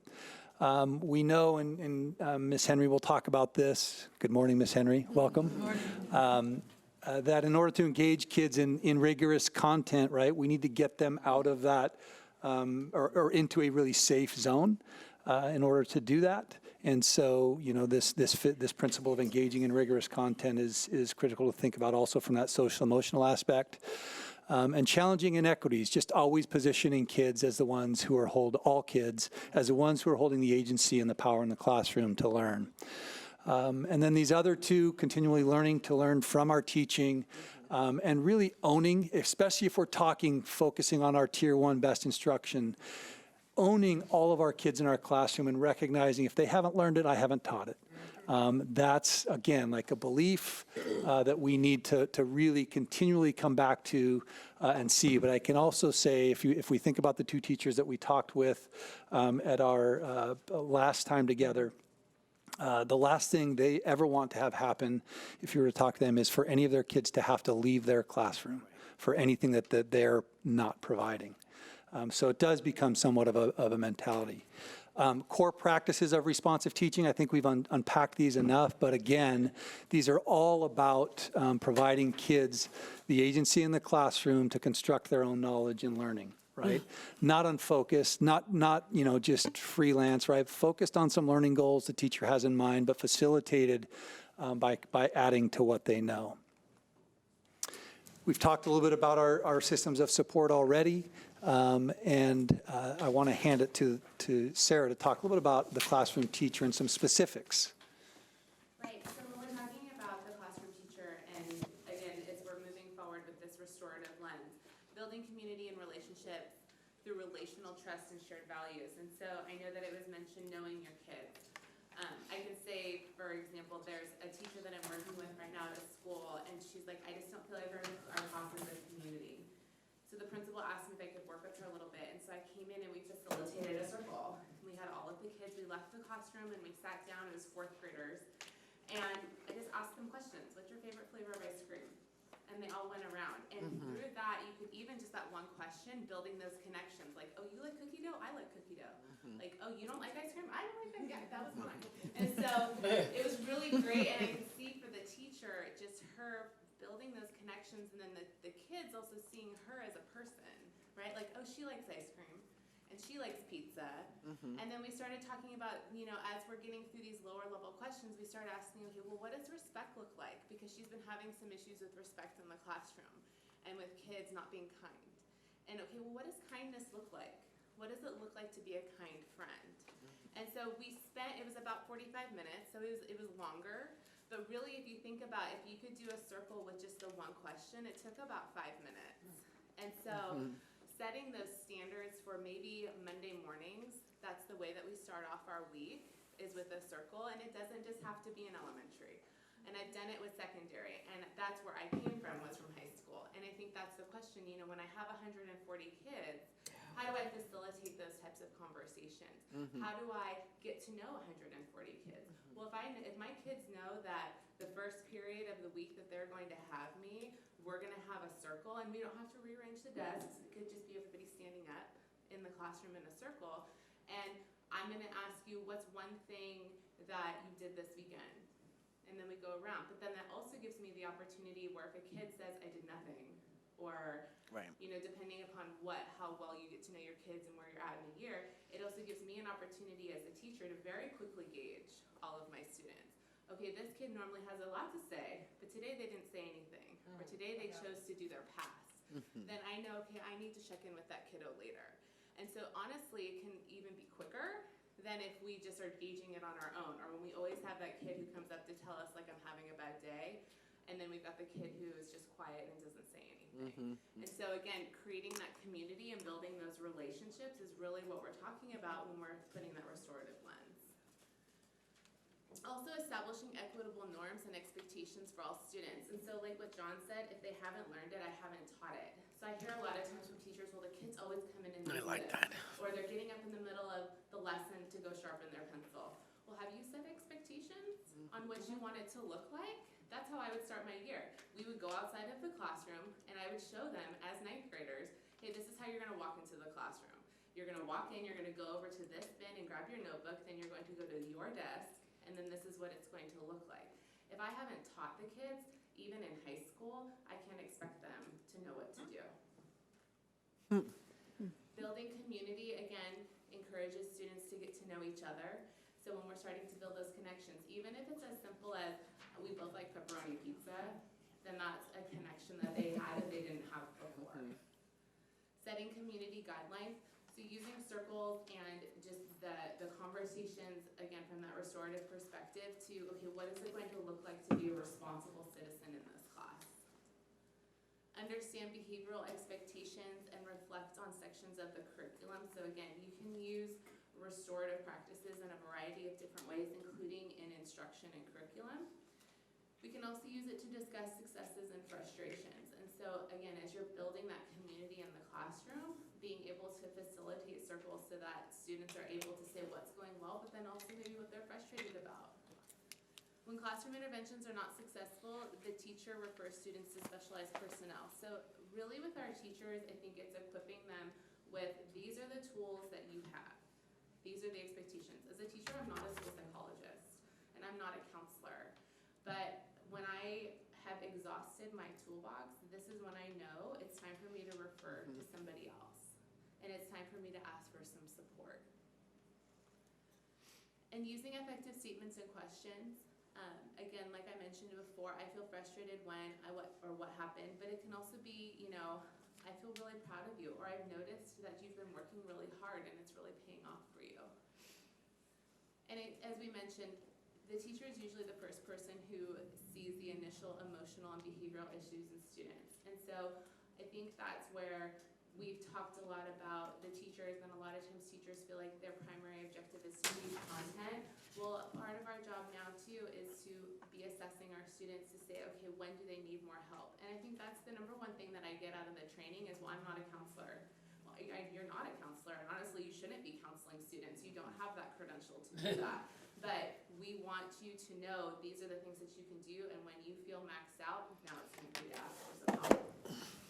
Can I ask a question before we move on to the next section? For the principles of responsible instruction, so I mean, I think we had a robust conversation and those are really great. How are we teaching those and how are we implementing those principles across the district? The principles of The responsive instruction, so the top of 11, you know, where you're talking about like kids need to be in the safe zone.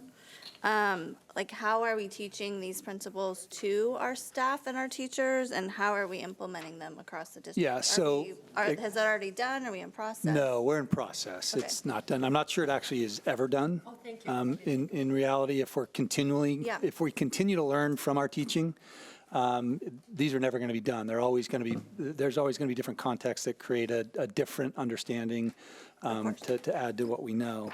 I would say that number one, these lead all of our trainings, and actually even all of our principal meetings. These principles are in the room. And when we, going back to that pyramid, develop a professional development, it's with building all of these principles within the training. Not necessarily explicitly saying right now we're talking about sometimes, we're talking about eliciting student thinking or so forth, but oftentimes it's just part of the actual training and the work that we're doing within the training. Is it district-wide yet and in every classroom? Not yet, but we're moving in this direction. Does that happen though, like on Wednesday afternoons? Is it a specific professional development? So I would say right now it's within our PD trainings that we like CGI trainings, CGI interactions at the sites that we're having with smaller groups of teachers. It's happening in our principal meetings as collective groups each month. We haven't put out an edict to principals saying every Wednesday, you need to cover these. But I do believe that they're starting to work into how they're supporting teachers at their sites on Wednesdays, but not explicitly, Ashley. And we're checking in with our administrators occasionally and just saying, how's it going? Where are you at? And someone's check, oh, thank you. Definitely. See, I think this is so very important about the classroom teacher. An issue just came up with my Girl Scouts. And one of my Girl Scouts is at Ensign, 8th grade, and her seat was not right next to Alyssa Altobelli. That seat is still empty. That desk is still empty. And she is sitting next to a desk where there's a constant reminder that the desk is empty and there's a kid that's died. And so I think it's really important that we check in with teachers, but we also talk about those sensitivities, because this kid is still. So I asked her, I said, how are you doing? She goes, it's kind of hard. It's kind of hard, because every day is a constant reminder that there's nobody there. And in terms of the classroom teacher, it's really dealing with helping the teachers be sensitive to these tragedies, and what do you do? And so this type of thing, for me, is really, really important, that this is still going on in multiple classrooms at Ensign, or in any kid, whenever somebody's suffering, that, just take a look at it. And I would say that that's just the one that we know about, too. Exactly. Think about all the ones we don't. Exactly. So again, I want to just acknowledge the ways that some of our teachers are creating these learning environments, and we've heard norms. You saw these actually at our last time together, and these are things that are referred to during instruction, right? These types of norms. And Michelle, you talked about revising thinking. You'll see norm number 3. Remember that it's okay to make mistakes and revise your thinking, which gets to that whole idea of learning socially, learning from each other and with each other, and it's okay to change the way you think. And I just want to end, as I am a sappy person, and many of you have seen this, but it does work. So what you see in front of you are some scores of a student at one of our middle schools, one of our high schools, whose classroom really is built around these tenets that we've been talking about, both academically and socially, emotionally. It's a very enriching classroom where kids are at the center. And this is a student who is actually retaking this Math 2 class, and is in his second year. Started out rough, but continued to be supported in the fashions that we've been talking about. His second assessment comes back a little stronger. His third assessment, he's close to a 90%. And also is telling his teacher that he now wants to be a math teacher. And you've heard the story before, but when the teacher actually tells it, there are tears and all of those things. You can't hold yourself, but it works.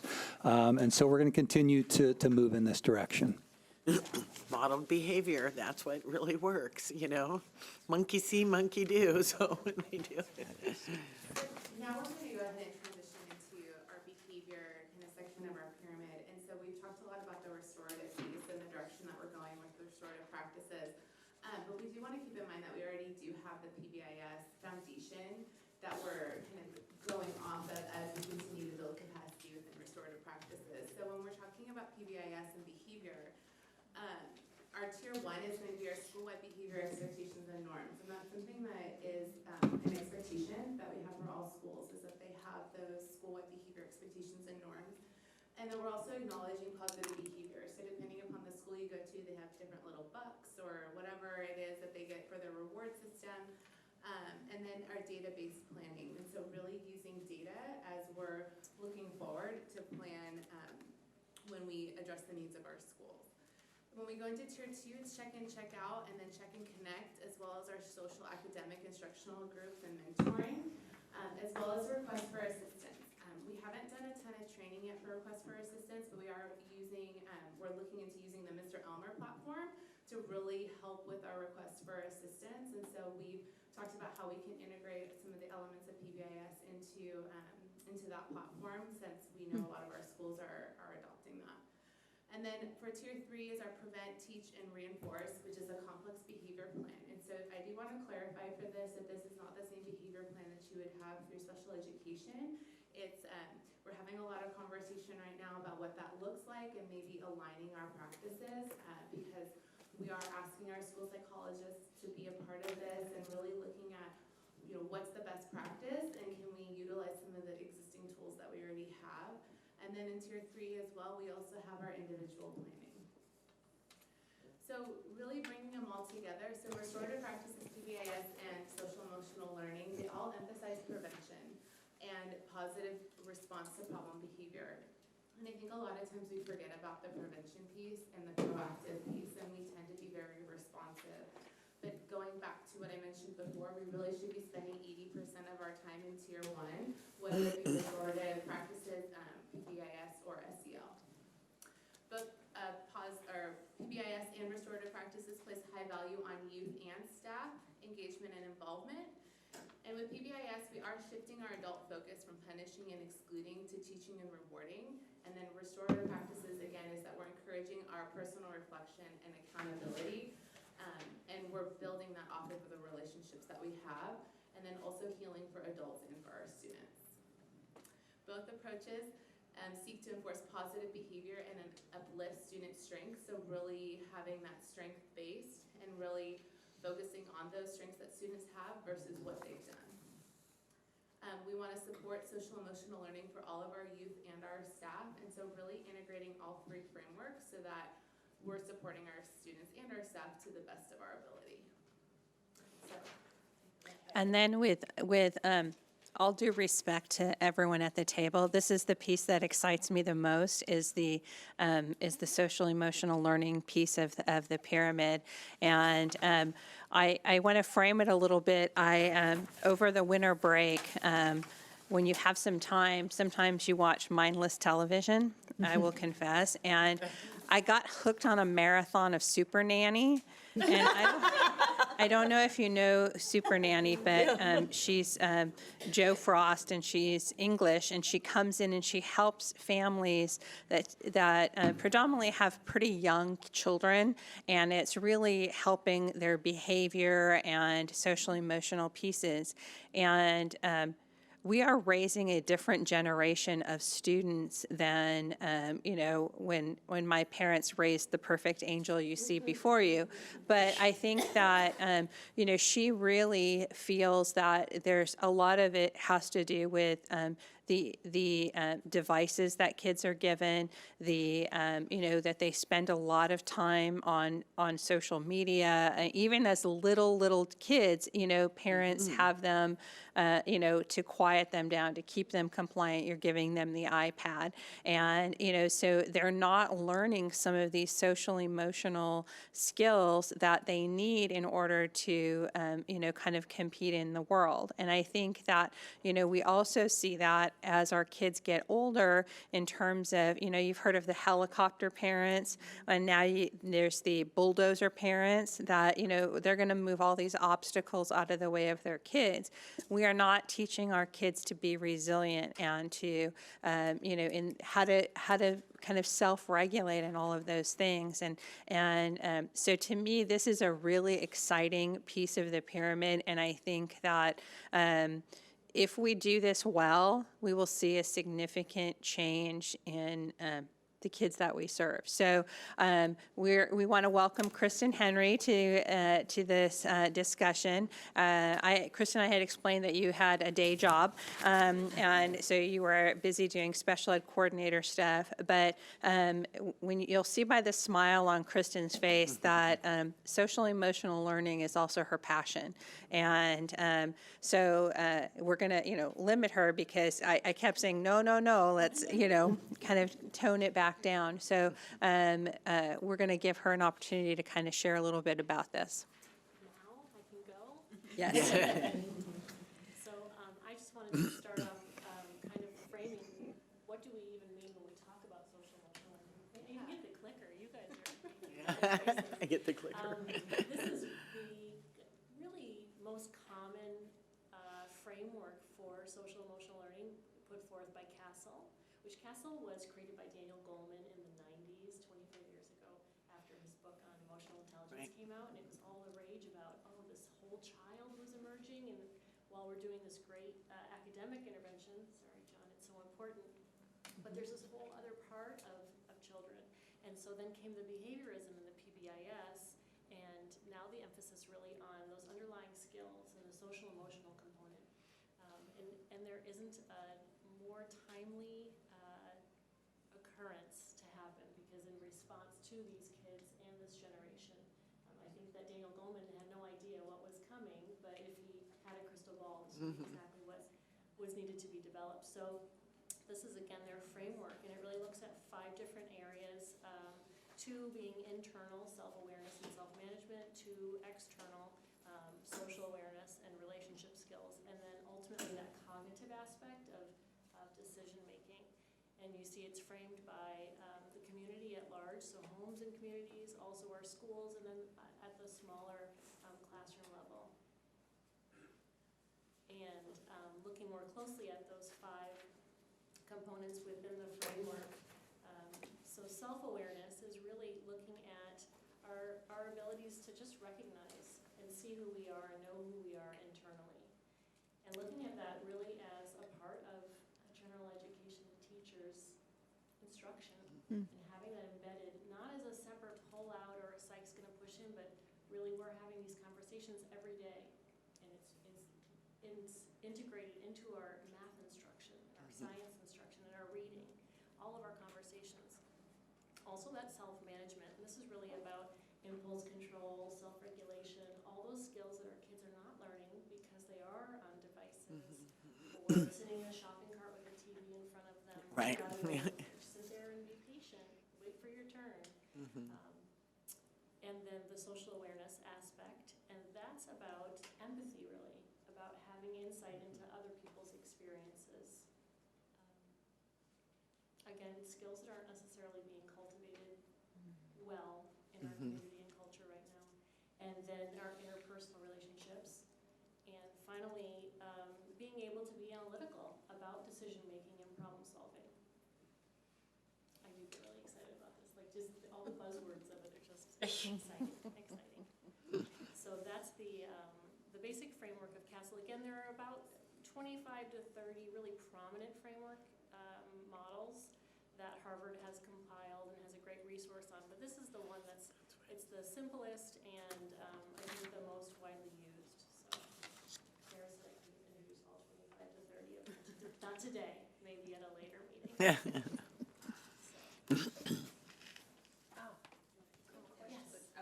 Good question. Oh, yeah. Well, There's more to come. There's more to come on that. So I edited it a little bit. So we're gonna kind of talk about what our current practice is, and then as we go into the future, it'll help define behavior and social emotion, so we get that. But So just in terms of, so we have a frame of what we're currently doing in terms of behavior. One of the things we had an opportunity to do, which I think was very successful, was, and again, it's part of the collaboration between Student Services and Ed Division, is that Student Services, we got to have the elementary gen ed teachers for training. Last fall, when they first came back, we did a session for each different grade level on kind of behavior management, classroom management. So while you get that when you're in college, it doesn't always translate to the real world of being a teacher in a classroom. And it was very well received. It was very exciting. And we helped kind of set that foundation and frame for what we talked about, those expectations of the classroom teacher. So we're excited to kind of be able to build on that. We have hired 2 behavior specialists in the district who are supporting our elementary school sites on general education behavior issues. And as I said, we have students who are coming to school with some significant behavior, and they are not special education students. And so we want to make sure that we're providing the resources in general ed. So the plan moving forward is to hire more, and we'll talk about that. But right now, we've started with 2. They're in the classrooms. They're working with teachers, alongside teachers, to really provide some of that behavior support. As you know, in the past, we have increased our social workers. We have school psychologists, and we have counselors who are also providing behavior support to students. Zones of regulation. We've talked about for behavior. I don't have it. Do you have one of those in front with you at all? I might in this back somewhere. If she finds it, we'll hold it up. But that's if you see in a lot of elementary schools, they've kind of I have one in my embraced car. zones of regulation, and it's kids in the red, the yellow. How are you feeling today? I'm It's not I'm pulling the red. cards I'm- though, right? What? It's not pulling the cards out in the No, classroom. it's how kids kind of identify their own kind of behavior, and Kristen has provided some trauma-informed classroom training. She did it for the administrators when we kicked off our work last August, and has been going to different school sites as requested to also provide information on the impact of trauma, and the trauma could be the death of another student and how that impacts students in learning. And then second step, which is another curriculum, it's kind of does behavior 101 kind of things. That's implemented at various school sites, and that's only an elementary behavioral program. So just so you have an idea of kind of what's currently in place. So we have kits at each grade level growing up through elementary, and then different school sites implement it differently. Sometimes counselors use it, social work interns, social workers, or school psychologists, or sometimes classroom teachers have asked for, they can check out the kits and they'll do certain lessons or whatever. So Sarah, how much of this is, do we have the ability to tape and have it online so teachers can use, that we have a reference? So that if they've missed something, that they can go, oh, here's a module I missed, or here's a training that I really want to go back and refocus on. How much of our PD is being put online and being able to access by teachers at will? From kind of the work that we're doing in student services, I would say little, if any. And that is one of the areas that we know we need to improve upon, is to look at what we can do that is a module that people can just on their own time, or, that I want to improve my practice in this area, or I wasn't able to come to this training. But right now, that's not a current practice. Is there, the online, so the state of California, there's the digital chalkboard that has a lot of videos, trainings, facilitation points. Could we start, because it's like on there, it's free, teachers can, access it on their own. Is there, because I think, we're always talking about like the short term and the long term. So even for something that's more short term, like if you're struggling this week with one of these areas, here's something you can quickly access and, do some of your own professional growth. Sure. So what we can do is, it's not a resource I'm familiar with. So between the people here at the table and maybe our behavior specialists, they can look at it and be able to give out some of those resources at the, to the principals and or to teachers that they're working with. So, members of the board, Dr. Navarro, we now would like to kind of go into additional layers of the current state, kind of talking about social emotional support. As you know, you have been very supportive in the area of giving our schools additional personnel to support social emotional needs of students, as well as classroom teachers. We have a variety of service providers and stakeholder groups, as you can see here, that are in that mix for us. And a lot has been discussed about this up to this point. The classroom teacher, as you heard from Mr. Drake, is being encouraged to think more holistically about how students come to their classes. And Kristen Henry amplified the point that the students come with not just academic intellectual abilities, but also emotional intellectual abilities. And their ability to socialize and build relationships is critical to their ability to be successful. So in terms of the current state that Dr. Jocham just started with, one area that we're letting you know about is that additional professional development for the classroom teacher in this area is something that we're looking at. I'm going to scoot over to the psychologists. I think that if I could give you an analogy, and Mr. Lee Sung would appreciate this, I think, more than anyone else, but I was in band, and I was. And so there's marching band, there's jazz band, there's concert band. And in all three of those different applications, yes, it was a trombone. Thanks, John. I don't know if you saw Mr. Drake go like this. Yeah, it was the slide thing, right. But there's a point where you break and you go with your section, whether it's brass or woodwinds or percussion or what have you, and you do your thing. But when you come back together, you create this melody or this symphony or this music that really is a construction of a lot of different people working together in harmony. And I think the point that I'm trying to make about our current state, I think we are working more harmoniously, not just within the Student Services Division, but cross-divisionally than we ever have as a district. I think that is due in part to the fact that you set board priorities that we have really embraced across our divisions. And so in terms of the MTSS Steering Committee, in terms of conversations we continue to have between Ed Division and Student Services, that is seen in the fact that we're developing a shared vision for what classroom teachers should be doing and where they should be going and what site leaders should be doing and where they should be going in this whole SEL MTSS journey of ours. Within the Student Services Division, if you go to psychologists for a moment, we have 32 psychologists in the district.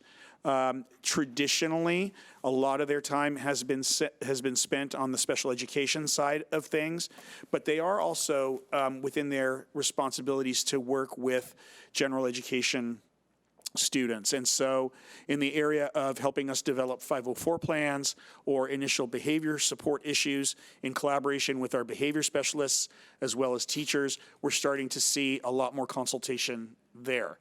The social workers, as you know, you've hired, we have 5 of those social workers. Looking at how we can reposition social workers in an area where they're more proactive, on the gen ed side of the house, working with tier 2 general education students, and even for a short duration of time, tier 3 general education students, where we're trying to give some intensive wraparound services and supports to them before we consider, say, a formal assessment or a move to a special education plan is something that's been very helpful and beneficial. The counselors, again, another area, counselors have traditionally been under the auspices of the Ed Division, but we've already been having conversations for the 2021 school year. We have a meeting coming up in March, in fact, to kind of lay some groundwork. I'll be meeting with Gabe Del Real and Carrie Smith with the counselors to talk about moving into a more MTSS SEL mindset for our counselors. As you know, counselors traditionally have been very much guidance and academically oriented. So in as much as we want kids to be holistically inclined, we want our employees to be holistically inclined as well.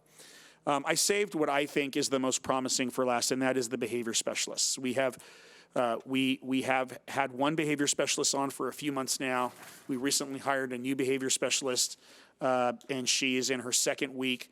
Our first behavior specialist, Heather Krikorian, serves Davis, Victoria, East Bluff. I apologize. That is Amy, our new behavior specialist, serves Davis, Victoria, East Bluff, Kaiser Woodland, and she is already consulting at Newport Heights on specific cases. Our first behavior specialist, Heather, is at Paularino, Newport L, Pomona, Wilson, and she's been consulting at T-Winkle and Estancia.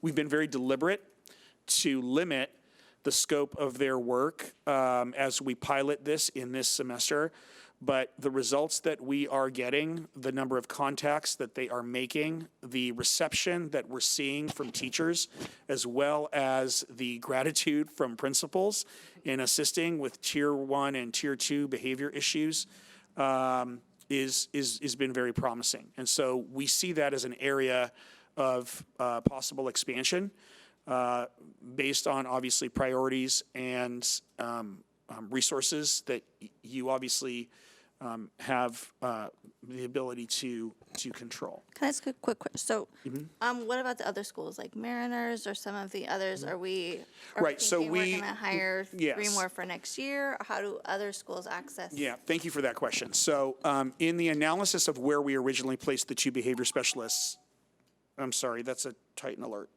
Oh. Okay, it's just a, sorry. It's fine.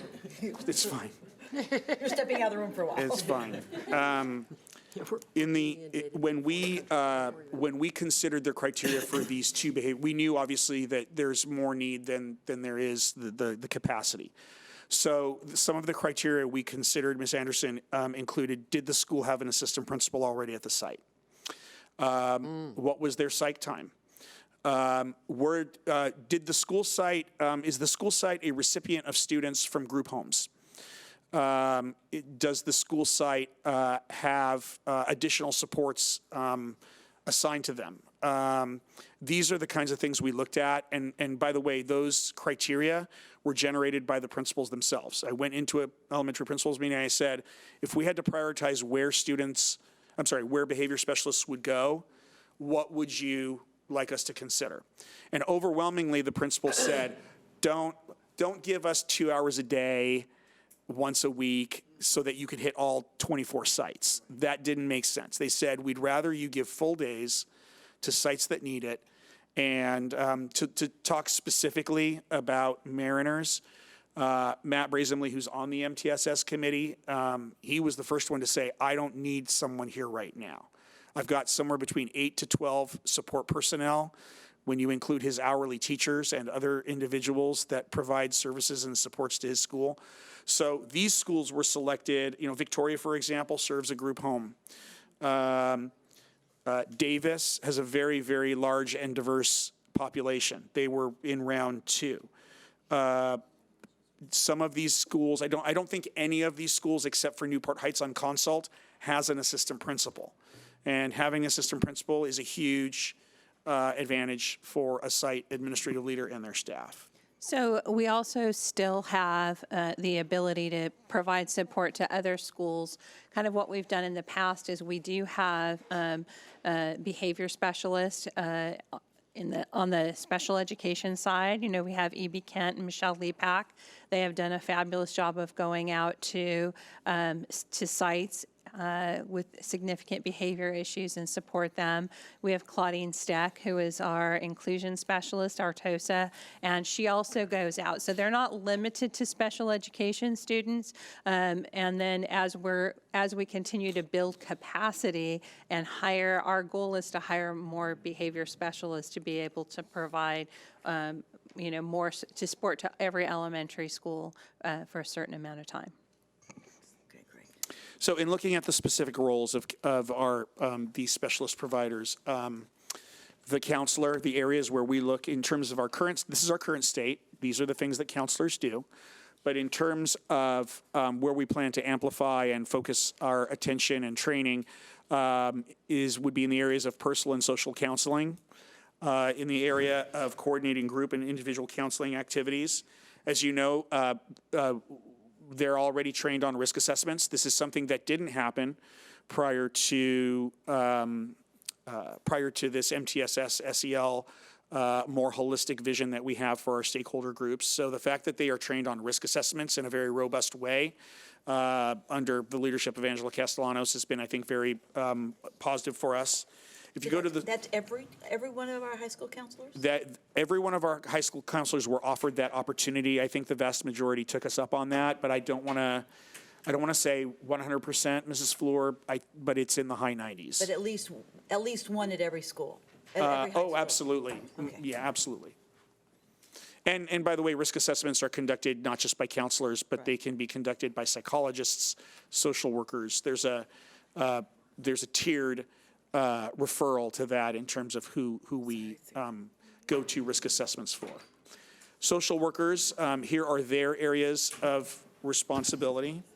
And so some of the things, again, that are focused on this more social, emotional, holistic vision would be the coordination of efforts among various agencies. We have a robust community alliance program with over 32 groups that are a part of services that are offered through social worker referrals.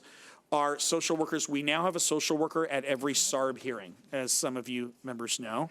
That's a brand standard that's important to us, so that there is, the SARB can be very accountable and disciplinary if not attended to more holistically.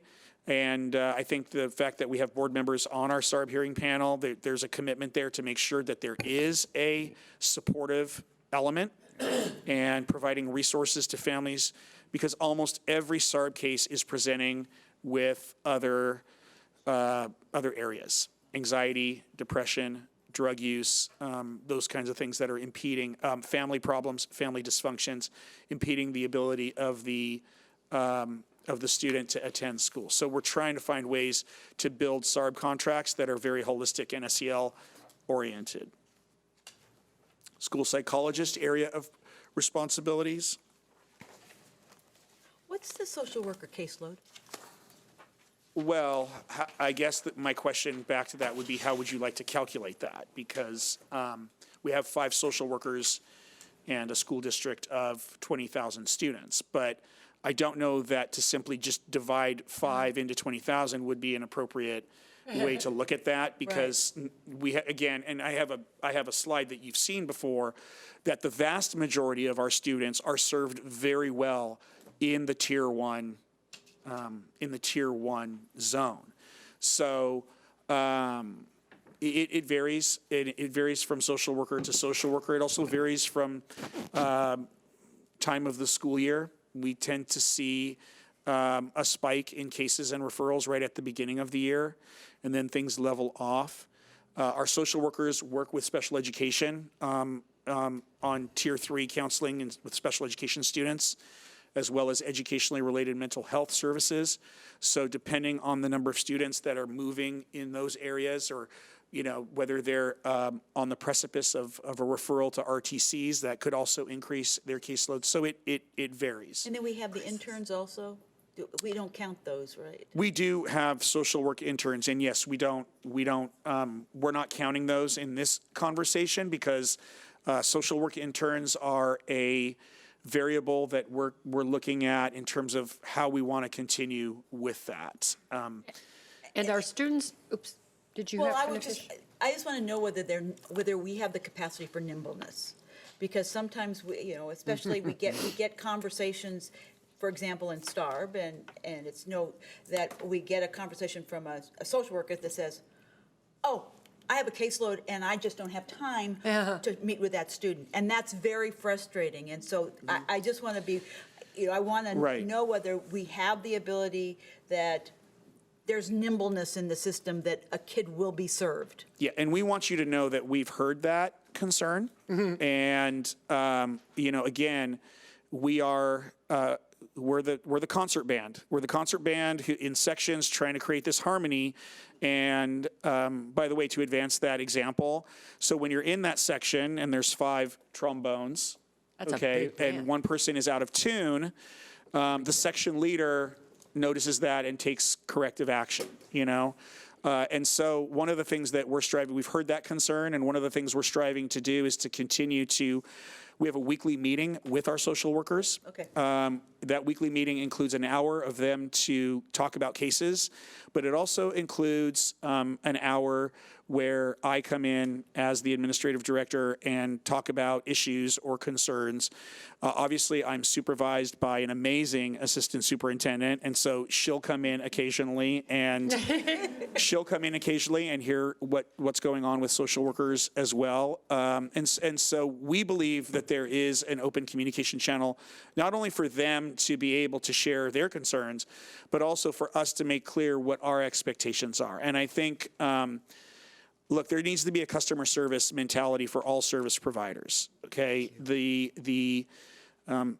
the example that you're in a restaurant and you ask for a napkin and someone says, that's not my station, that can be really frustrating. And I think that if someone says, well, I just can't do that, I think there's a better way to do that. And so coaching on language, coaching on problem solving, thinking on your feet is something that all of our service providers would probably benefit from.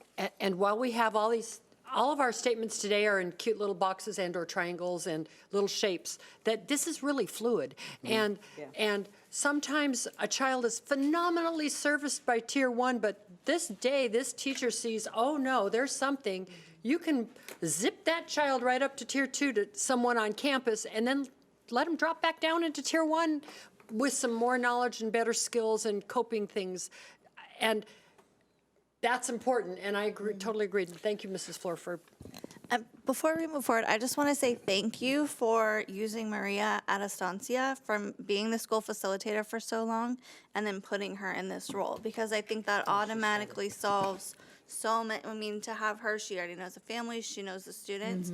So I'm often criticized for not pointing out positive things. That is something that is extremely positive, and I think really serves Estancia well. So thank you for doing that. Thank you for that comment, Ms. Anderson. I worked with Maria. I've known Maria for 20 years now. It was a no-brainer. Once she had her social worker license, it was a no-brainer that she would be an asset, an additional asset, to our district. So I'm about to set the stage for Dr. Jocham, which is the bumps in the road. And if we look at this this particular graphic, you'll see that there's overlap. And so the challenge we face as staff and as leaders in the area of promoting social, emotional, behavioral, academic supports for students is the orchestration, the architecture, and how it melds together.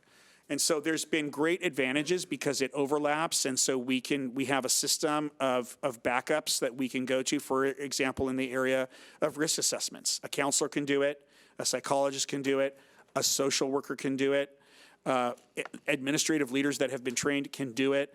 But at the same time, it does create some bumps for us with respect to who goes first and where does the information go from there. And so in terms of our current state, that is what we're looking at as we move forward in developing a plan to create greater efficiencies in this area. And so Sarah can elaborate on that. All right, so as I kind of shared in the beginning, I'm going to expose the ugly underbelly of sometimes things don't work as ideally as you would like them. And that's really looking at the bumps in the road. And so all of the people that Phil just talked about, the social workers, the school psychologist, and the counselor, all share the PPS credential, the Pupil Personnel Services credential. So social workers, counselors, and psychologists. So there is a significant amount of overlap in their roles and responsibilities just in terms of the credential that they have. So what we're finding is that we have, like Phil talked about, is kind of who's on first. And we know that there's a situation at a school site, the principal's looking for whoever is there. Right? They're going, who can I help me, deal with this issue? So we feel like sometimes that pits staff against each other, right? Like, well, wait, the social worker was there, why didn't they handle it? Or the psych should have been there, or the counselor should be able to do this. So what we want is to help create some clarity and role definition on that. So what happens is you end up with this kind of game of whack-a-mole, like whoever is closest is going to kind of try and tamp down the issue. And then we have the ongoing issue of, well, then who is the follow-up person? Because there may be somebody who handles something initially, but they're not the ongoing support for that student or for that situation. So those are things that that we have been struggling with, and we're kind of climbing on ourselves, and you can kind of see that from that last slide when there is a lot of overlap, and there really is right now a lack of clarity of who provides what service. And I don't know that we're going to be able to distinctly box people in because of the nature of the work they do, that it has to be fluid. So you can't just say, oh, I'm not your napkin getter, that's somebody else. But you also have to have some level of flow for sites and for those people to feel like they know what's going on. So this is an area that the MTSS steering committee is taking on. So we have been working to try and help define those roles for people. It's also, we also know that we need some additional support. We have heard loud and clear from our elementary schools that as we're looking at improving and increasing behavioral support and social emotional support, they do not have the current capacity on staff to be able to do some of these things. So, last year when we kicked off the year, I had said we were going to bring in elementary support, and that is still the plan, but we can't add new people into the mix until we figured out what the current people are doing. So that is definitely our plan. We're working with Leona and Megan in HR in terms of helping to really clarify for people kind of what this looks like, and then the plan to bring people in. And this is the time of year we need to do that so we can get any new staff we need hired. Can I ask a question? Again, one that's not on here, but there's been some bumps in the road with PBIS. And, we talk about how PBIS is, wonderful, and we have schools that are silver, gold, platinum, schools. But when we're out and looking at that, we're not necessarily seeing that everything is implemented with the fidelity that it needs to be implemented. And so that's just a bump, and then we're going to talk about how we're going to smooth out that bump in the road. But that's one thing I want to make you aware of. And then, one of the things that we continue to have conversations about as we're talking to people is that kids don't go into tiers. So kids are not a tier 2 kid or a tier 3 kid. They receive services within those tiers. And that sometimes, it may be a semantic thing, but it's also sometimes how we look at kids. Oh, you're a tier 2, you're a tier 3, and it's really, you need this level of service. So that's just something that we're struggling with a little bit in terms of a bump on the road. So now Can I ask a question really quickly?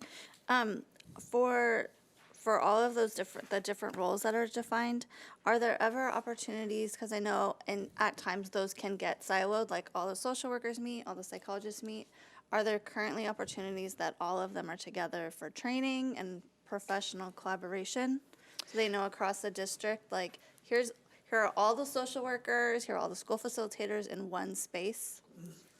We've done some overlap in terms of bringing two specific groups together, but in terms of all of those different groups, we have not brought them all together. What we've maybe done is we'll train the same groups we'll train the different groups on the same information, but it hasn't been necessarily those groups all brought together in the same, and that may be something we want to look at moving forward. Some of it is time and a space issue to get all of those related service folks together. But it's definitely something that we do need to explore because they need to have the opportunity to have those conversations with their colleagues about what things they're doing versus, I don't understand what the school psychologist does, and I think they should be doing this. Or, I don't understand why the counselor doesn't X, Y, Z. And so, so I appreciate that feedback. Yeah, it's like restorative circles and That's also right, yes. like Yeah. what John does with, I mean, in the the- collegiality. In the area of risk and threat assessments, all those different service providers were coming to the same training. So, but I think, I'm guessing that the tenor of your question was in the area of SEL and circles and things like that. I And just so, feel yeah. like this whole, that whole slide, I mean, it's about integration. Yes. And we have so many experts who are knowledgeable, and so getting them all together and hearing what their opinions are to how to move forward, I just think that would be such an asset. Exactly.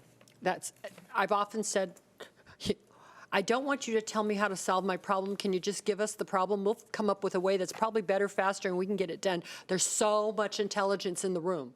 So it was a good point, Ms. Anderson. So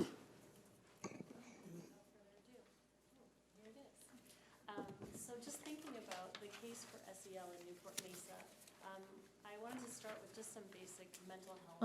Teddy bears. Statistics that are really daunting, and I started to kind of pick apart some and create the slide, and I just left it as just these simple two.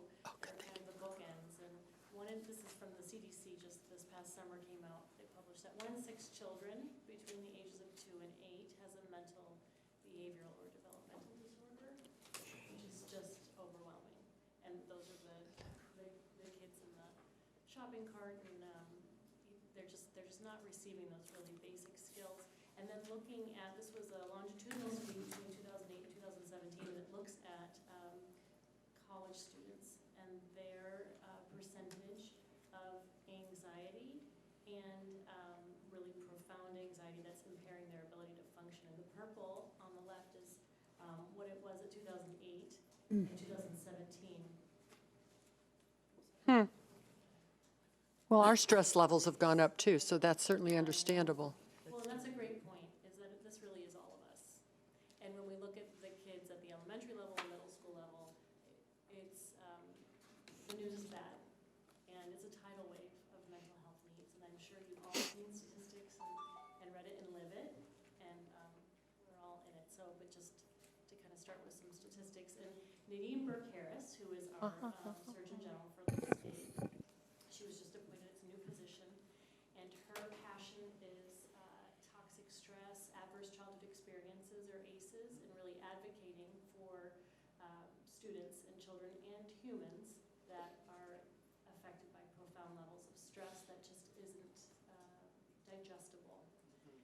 And she talks about when she got her master's in public health from a little school called Harvard, so she'll show off. They taught her that if you had a town and 100 people were drinking from the well and those people were all sick, you could do one of two things. And the first would be to write prescriptions for dose after dose of antibiotics. And the other alternative is to walk over to the well and say, what the hell is wrong with the well? and so that's kind of what SEL is this is about, we are doing a great job with our risk assessment, our threat assessment, our crisis response, our I mean, we're doing all of this great stuff, but we're missing the tier one, the stuff that's in the well that we're drinking, the classroom, the everyday aspect of this. And that's why I get so excited about SEL, is that that's what this is an opportunity to really do that foundational instruction and intervention, the proactive part, which is so exciting. Because my life right now is fully reactive. You know, I'm in special education. We are kind of after the fact. We've missed the boat. We haven't intervened. Now we need to put Band-Aids on. So it's about getting out of the Band-Aid business into the well. Can I ask a question really quickly? Do you get to work at all too with like Kathleen Leary and going over some of this specifically with the EDI, the Early Development Index information? So then like student services, ed services, early education are all talking? So unofficially, absolutely. Again, my job Okay. is the coordinator of special ed, but on the side, my side job, Kathleen Leary and I have definitely talked. We've even talked about establishing maybe some standards for SEL for the little guys, and I have some references I've shared with her, and so on the side, yeah. Well, because there's now going to be, Chalk is offering the developmental screenings for ACEs, and so I just wanted to make sure that we are integrating that into what we're doing and offering that to parents and teachers. And with the screenings, always with the universal screening or any type of screening, then we need to be thinking too about, okay, so what is our response to that? And what do we have built, what do we have systemically that will respond to that appropriately? So they're huge conversations, but I'm so glad that we're having them. Because they'll come to us if we don't go to them, And just as far as which resources and who are kind of the leaders in the field, I've already mentioned CASEL, who's kind of the godparent of. Is that an acronym? Yes. What is it? It's for academic and social and emotional learning, the collaborative Collaborative for academic, social, and emotional learning. Thank you.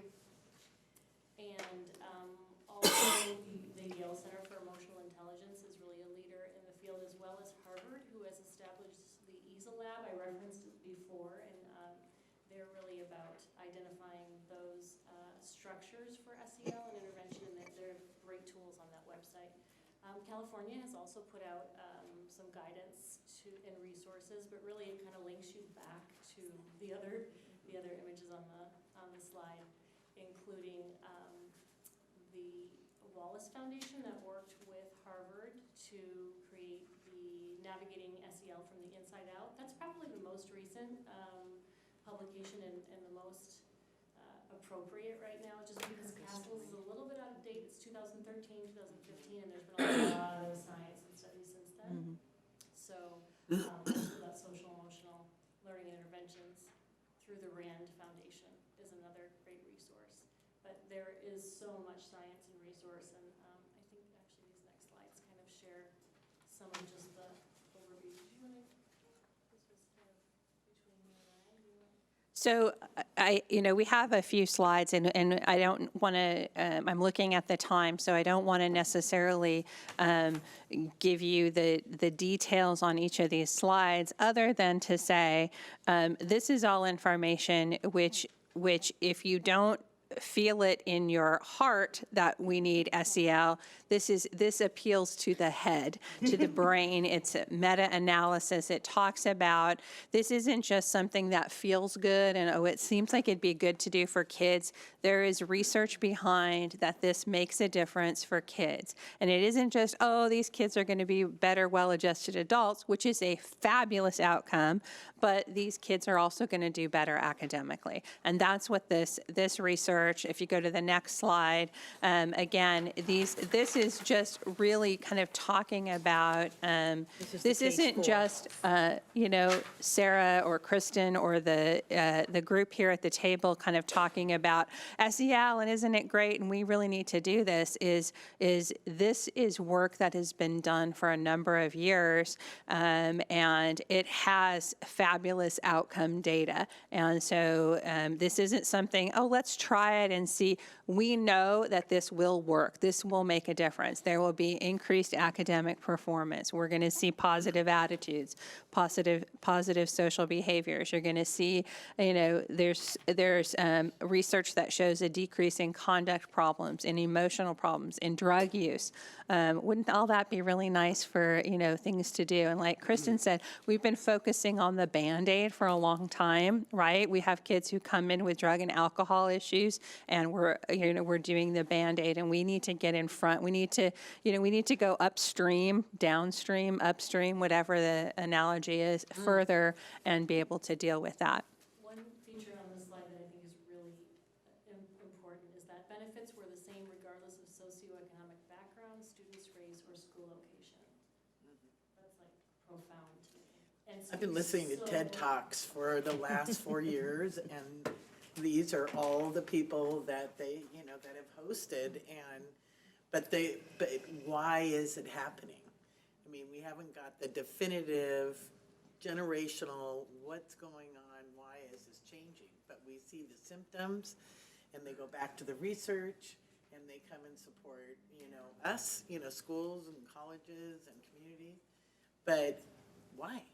So Berkeley has just published some really I heard, research about the greater good, just I believe 2 months ago. About great. why, and it's nothing mind-blowing. I mean, sleep is a huge part of it. Social media, obviously. Right. The big social media. Interconnectedness, which when you think about even restorative practices, it's about facilitating interconnectedness, really healthy humanity. Yeah, I get yelled at because I don't monitor my Facebook. Matter of fact, I don't know if I still have Facebook because I haven't got links, but that was the worst experience of my life, and because people I wanted to hear from slowly got pushed out of my Facebook to where I was listening to people I don't even know, Well, and honestly, crap I don't want to hear. It used to be. So it was, When I'll age myself a little bit, but when I was in school, you would go home on a weekend or you would go home at the end of the day, and you didn't really kind of worry about what your friends, you may talk to them on the phone or you may get together, but now there's 24/7 access to, what's going on, and kids, their brains can't handle some of that. So I think that's a huge piece of it. Well, and on top of that, I mean, to be real honest, I mean, we we're handing kids Chromebooks.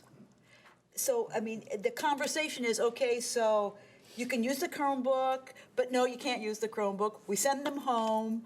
We want them to use them as a tool for academic work.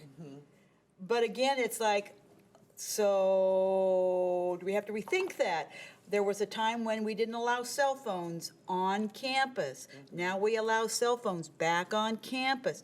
It's all of those, I mean, now we questions that we're guarantee looking and saying, well, are we helping? Wi-Fi. Are we supporting the habit, that instantaneous necessary gratification? I mean, school loop, and all of this is kind of like, maybe we need to rethink some of these things. That's why there's so many, tentacles that kind of reach out when you talk about this, because there are aspects like, what are we going to do about cell phones and kids accessing social media and some of those things. So it does kind of go. That's why sometimes you get a little paralysis moving forward, because you're like, oh my gosh, there's so much. But I think what this also shows is that, small steps forward can make a big difference. So you don't have to change everything, but let's start changing something. So And that's why we do a good job, we meaning you. Thank you. Our parents and our student services divisions are working together for parent training, because our control stops at a certain point, really. And we have to have this team and collaboration going on so that parents understand, it's really okay for you to close the lid on it and say, go to bed. And I'm keeping it down here away from you so you can at least get 6 hours of sleep, even though you should be having 10. But parents have often, for a long time, needed the permission to be parents. It's not an easy thing. Yeah, this grandma was devastated because I told my grandsons, which I haven't seen for months, we're going to the beach and we're going to go to the tide, pools, and we're going to go, and they loved it. And then we're getting up and they go, Grandma, I really want to go on my video games, and I'm like, No. well, sorry, I put that in the freezer and I think I broke it. So you're going to have to play. They were devastated. They thought I was serious. They didn't get my sarcasm. And they, tears start flowing. And I'm like, do you really have to do that? So, I mean, I really had to be creative to, keep them. But they kept asking about it. And that just devastated me, As a society, we are going to reap what we sow in terms of some of that. So, and I appreciate what you said, Shar, in terms of, we can give some of the information and we can set what we do during the school day, and that's kind of what we're looking at. And then we also know that there's a positive benefit of social emotional learning, not just for students, but also for teachers. And, the teachers who, because this isn't just something they teach to kids and this is how you learn, it also is how, as an adult, I view the world and I do these things. And so, it really helps them manage their classrooms better and not kind of dread coming in and having to deal with some of those things. And I think then social media is an just example of going too fast. What? I said social media is an example of going too fast. It went too fast, and then we went, oops, look what we created. And I don't know if there absolutely was no way we could have stopped that because it was just too exciting, but. Thank you, Martha. Yeah. So, as you know, my reputation in this district is for saving the district money, ask Mr. Trader. And so, what's important to also realize is that when you look at social emotional and you do some of this intervention and prevention, is that you're really focusing, and Phil's going to talk about this a little bit later, you're going to, it's a good investment of money. So, that's also a responsibility of the board, is fiscal responsibility. So I want to kind of bring that to the forefront as well. And then, again, this is just something that, it isn't just good for school districts and for kids. It's really good for employers have talked about, that they're not seeing kids who are prepared to take jobs and are able to do some of these things. And, I remember kind of having to teach, my son, you do shake hands, you ask people how they're doing, you know, when, you know, people come to our house, this is how you know, you don't just, you know, be on your phone while we're talking, you know, those kind of things. And I think that, you know, we see that as something we're setting our kids, you know, one of our goals as a district is to set kids up for future success in college and career. And then finally, I'm going to have this as a handout for you because if you're like me, you probably can't read it. But it's just, it kind of just goes, again, it's a snapshot of why social emotional learning is such an important aspect of the district. Can I interrupt for 1 minute, just to do this? This is so fabulous that I'm going to ask them, beg your forgiveness, and allow them to finish. Because technically, we're supposed to go into closed session at 11 o'clock, which is in 22 minutes, and I don't want to feel that you are feeling rushed. So I just want to say, let's give them the time. I think we can handle all of that, all of the necessary business in closed session. At that, you know, I think we have plenty of time to do that. Is that okay with everybody? As long as there is an end time, because it's been my experience that if we just go, this could go for two more. I So agree. we need to set an end time because people have meetings and responsibilities. So are you talking about another 30 minutes? Do you think you? What do you think? We can be done by 11, that's not a problem. Okay. Okay, I don't want you to feel rushed, though. I don't want you to feel rushed. Okay, so quickly, we're going to, no, we have a stop at 11. Kristen actually is going to have to leave, so I think we're going to have her go over the SEL stuff. We may do some of the slides out of order just to make sure we get through some of this stuff and then come back to it if we need to. I just, In reviewing all of the best practice and recommendations from the state and the formative research, really, these are the components of a Tier 1 SEL program and implementation, the pieces that you really want. And the first being a district-wide curriculum. So rather than kind of a piecemeal, we're doing this and we're doing that, but everyone's speaking the same language. This is something we all endorse as a team. We have signs up about it at the district office. We're all living it. And that really has the greatest evidence in implementation. There are 3 simple daily practices, and I think we have a handout that we'll give to you, not at this slide, though. They can wait for this one, yeah. But there's 3 simple daily practices in SEL that can be implemented. If we're just doing those, that's a critical part of SEL at the Tier 1 level. We touched on this with adult SEL for the staff and also the parents and the families, because this isn't in a vacuum, and this is about all of us learning about our experiences. Structured transition time, so that unstructured time for students, having an awareness that this can be really an opportunity to create structured intervention and interaction. Also during recess for our little guys, I know some of our schools have used Playworks. That's one of the evidence base of SEL interventions. Incorporating mindfulness and also character development. It's not inherent in all of the curriculum programs, but there are kind of add-ons with Mind Up or Learning to Breathe that are easily added.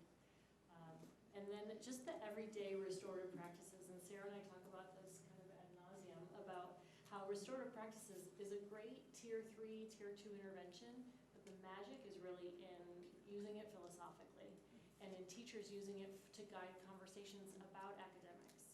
And that's how we bridge, the teams and remove the silos, is having this as kind of a lens that we look through. And teachers could be trained easily, just in a half hour or an hour, on using those guided questions. And it could be something that they could use the next day with their students and could really guide discussions.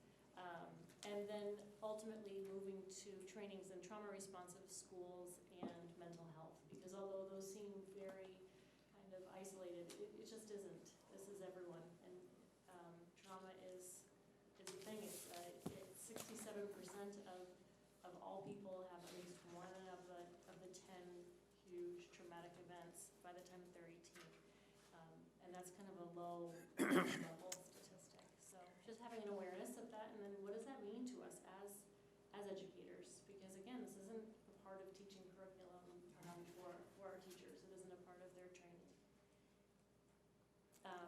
So this is the part I think that we'll come back to. Sorry, Phil.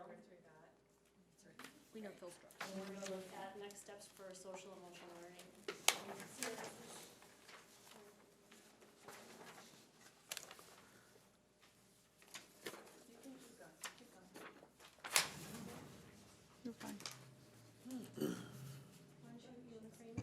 Yeah, so, we gave you all of these different things that are important in social emotional learning. Those are all kind of core research-based things. And so one of the things that we've talked about is, how do you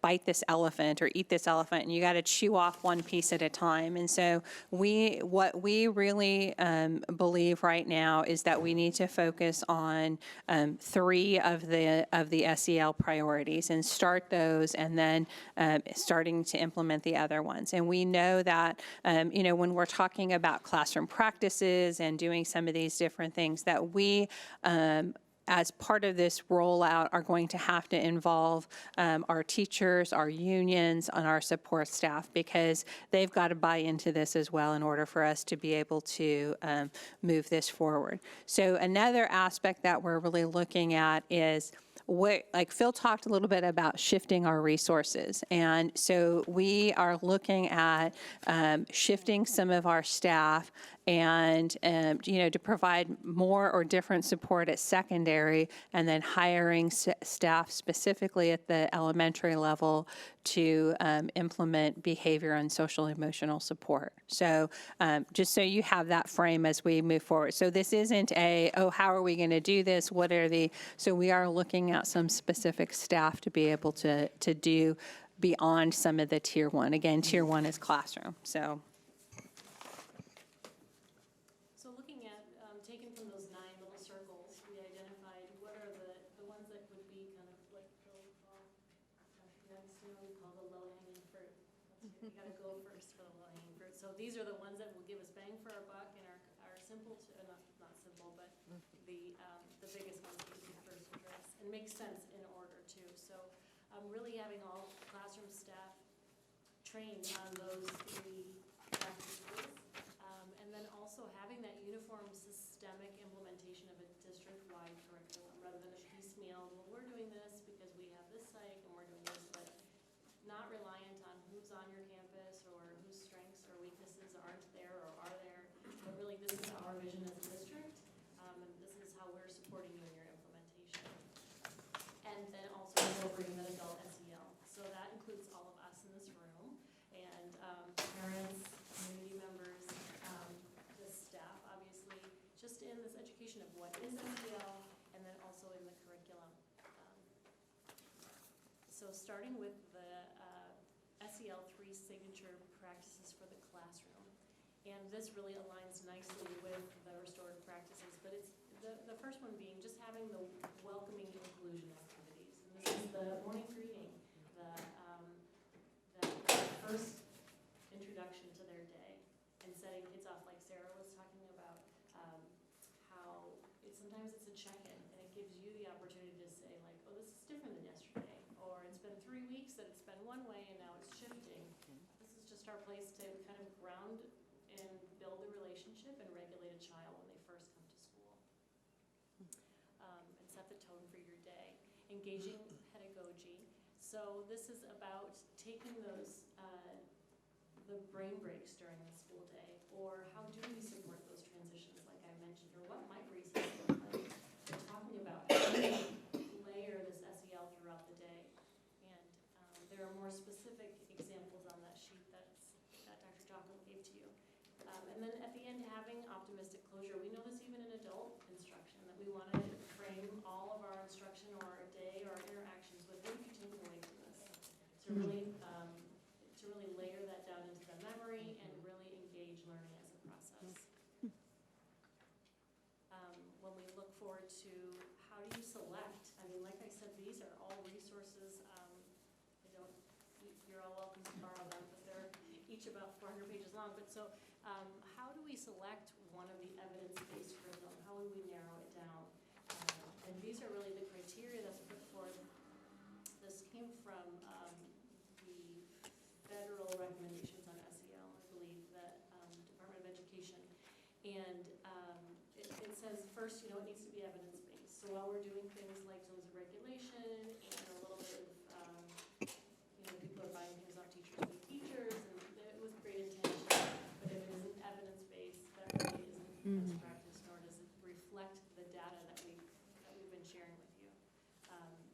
Having the step-by-step, really systemic implementation and instruction for the program. Also, making sure that the program isn't overwhelming in the training, because we all know in the back of our heads all the time is about giving teachers another thing to learn about. We also want to have a program that is incorporated and kind of can be an umbrella for all of the things that we already are doing, like restorative practices and PBIS. And if some schools are implementing parts of the zones of regulation, we don't want to say, like, you need to throw away your second step, but how do we incorporate all of it? And then you mentioned this before about the online resources. That's huge, to be able to have things that people can reference, not just in the moment, but ongoing and online. Are we using our district process for criteria? In other words, are we accessing the people who are going to be using it to help make the decisions instead of just saying, oh, we three sat in a room, pick this, you're going to do that? So we're using our district consensus. Thank you. We haven't gotten that far yet. So if you kind of want to push ahead a little bit in terms of, you can go back one. I'm sorry. So this is. I'm just going to kind of move us ahead because of our time. These are all the aspects that we have looked at. Our next step, and then so you can move ahead. One of the things that we are looking at is all of these different programs, and the one that we have really liked, and the MTSS steering committee kind of charged Kristen, who's the expert in this, with really kind of coming back and saying, we can't review 56 different, SEL curriculums. Why don't you take it through your lens and look at it? And the one that she really likes and that I really like is called Ruler. And I'm going to give you the program snapshot on that. And what we really like about Ruler is that it has a huge aspect that deals with emotions and emotional processes and interpersonal skills. And we think those are really things that we need to be able to do and move forward with our students. So, Shar, the next step is we're taking this back to the MTSS steering committee, making sure that committee is in support of it. Also, last week during the President's Week, Kristen and George Knights were able to go see the Ruler program in action at an elementary school in LA, and got really excited and shared lots of pictures and different things. So really we'll be able to speak to what this looks like in action. Then our next step is to do get the group of teachers and other related services staff who would be implementing this. And again, what I liked about this program is that it has some systemic training involved. So there's, you pick a certain number of people from your school site and you go through this systemic training, and you have all of these resources and tools. So, and then we're also looking at, so that's the other one. Thank you. And then, go ahead, Jacobette. Priority as far as focus on adult SEL, another part of Ruler that's exceptional is that it actually embeds the adult SEL as a part of the curriculum. So the teacher training, the parent training, that's all in the curriculum. This is one of the features we were looking for too. Applicable to high school also? Yes. Oh, yeah. Preschool through 12, which was another. I did this stuff in high school. The 18 that are currently endorsed, you see the ones that are highlighted were the ones that were pre-K through 12, and then just doing a deeper dive too. Some of them were about violence prevention and simply meditation as just one component, which wasn't, we want this full band of social and emotional learning. So. And we are happy to share any of this with you if you want the deeper dive into looking at, Ruler and what that really looks like. And so can I have the clicker back? So we're excited about the MTSS social emotional pieces.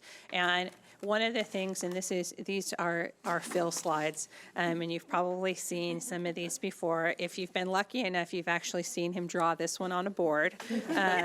And really what it's looking at is we have kind of a misalignment of where we are putting our resources and our time and our effort. You know, it's one of those, you pay on the front end or you pay on the back end, and we've been paying on the back end for a long time. And so we really need to move and shift these resources so that we're paying on the front end and we're putting more into tier 1.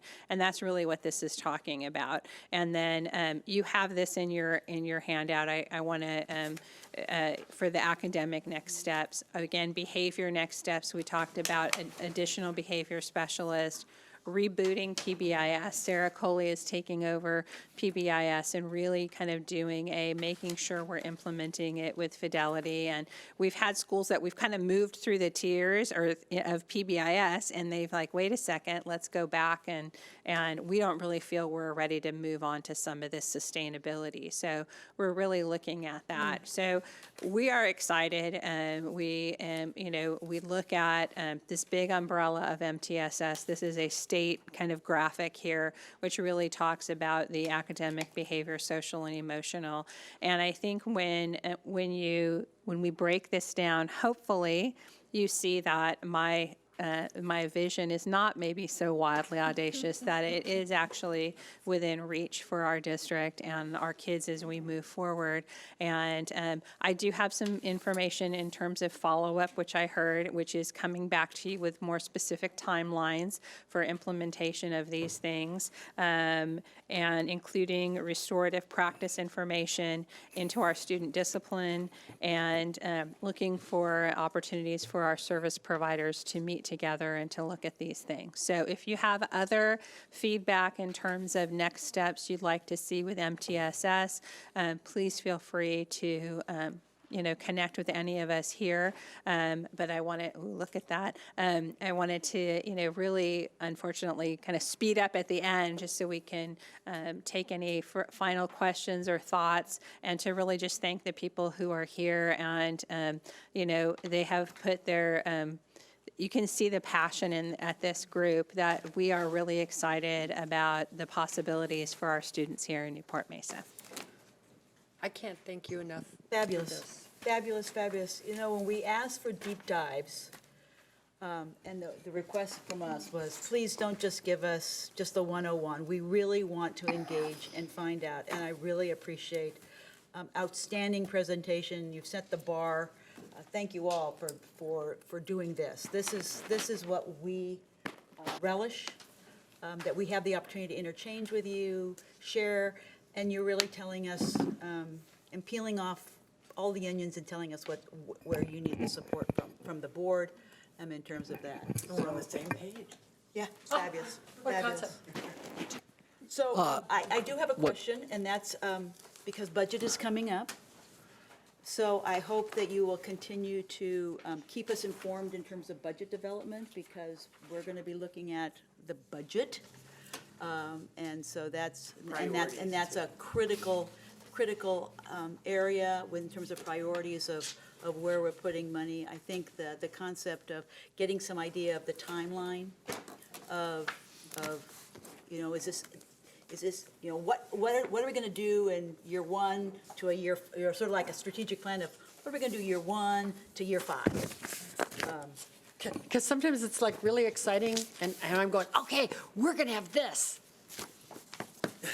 We're going to have this. When are we going to have this? Because everyone that I talked to wanted it yesterday, and I appreciate going slow to go fast, but sometimes we have to go a little faster. I hear you.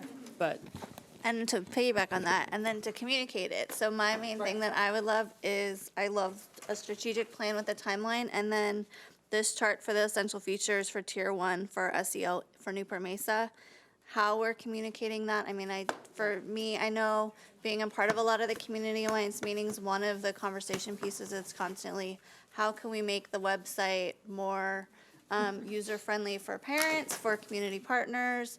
Is there a way that we can include, I mean, these are wonderful, but do parents and teachers know about them? Is that, so I think even just kind of a reboot of how we can use our website, particularly for student services, in new and unique ways to really empower families and community partners to connect with us well. Great, thank you for that feedback. And I'd like to thank the board for the constructive comments and questions this morning.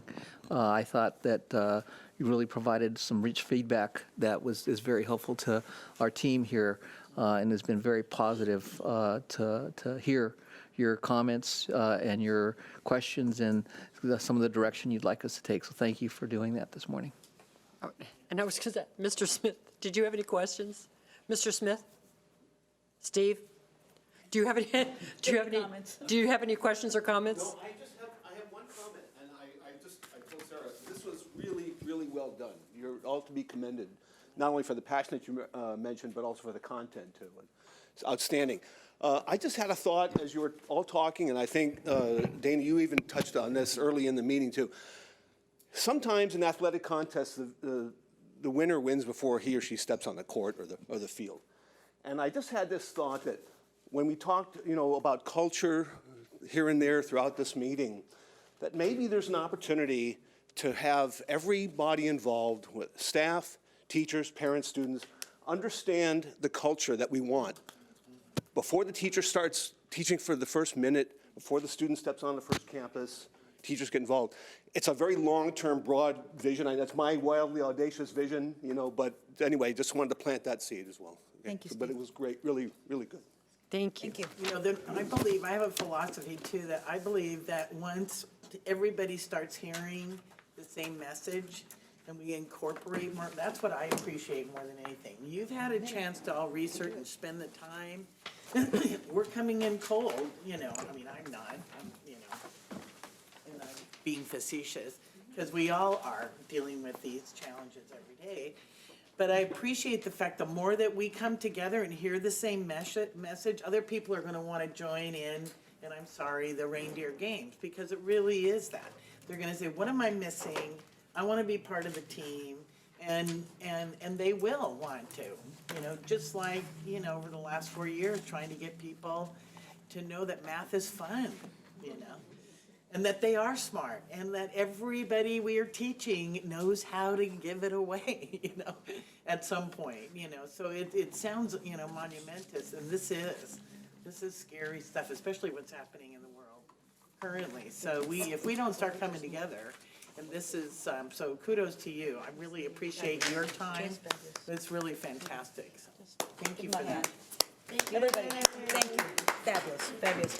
So we are going to recess into closed session to talk about conference with legal counsel, anticipated litigation, significant exposure to litigations pursuant to D2 of Government Code 5495 6.11 case, and 8.8 public employee evaluation, title superintendent.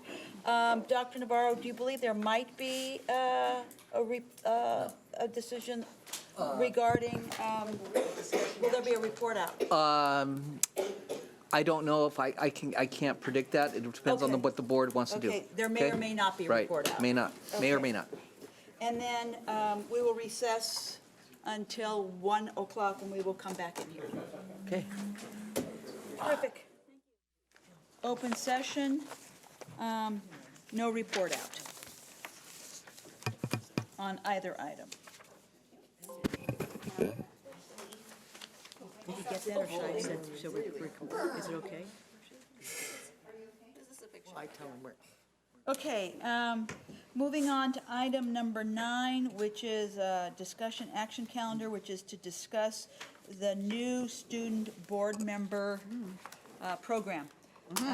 And I asked, just as background, I asked 3 individual members of the board, with Vicki Snell as chairing it, Vicki Snell, Michelle Bartow, and Karen Yelsey. So I'm turning it over to you, Vicki. Okay. So, and I also wanted to thank Ms. Snyder for copying everybody. So you should have a hard copy on the whole thing. The next steps, as well as a sample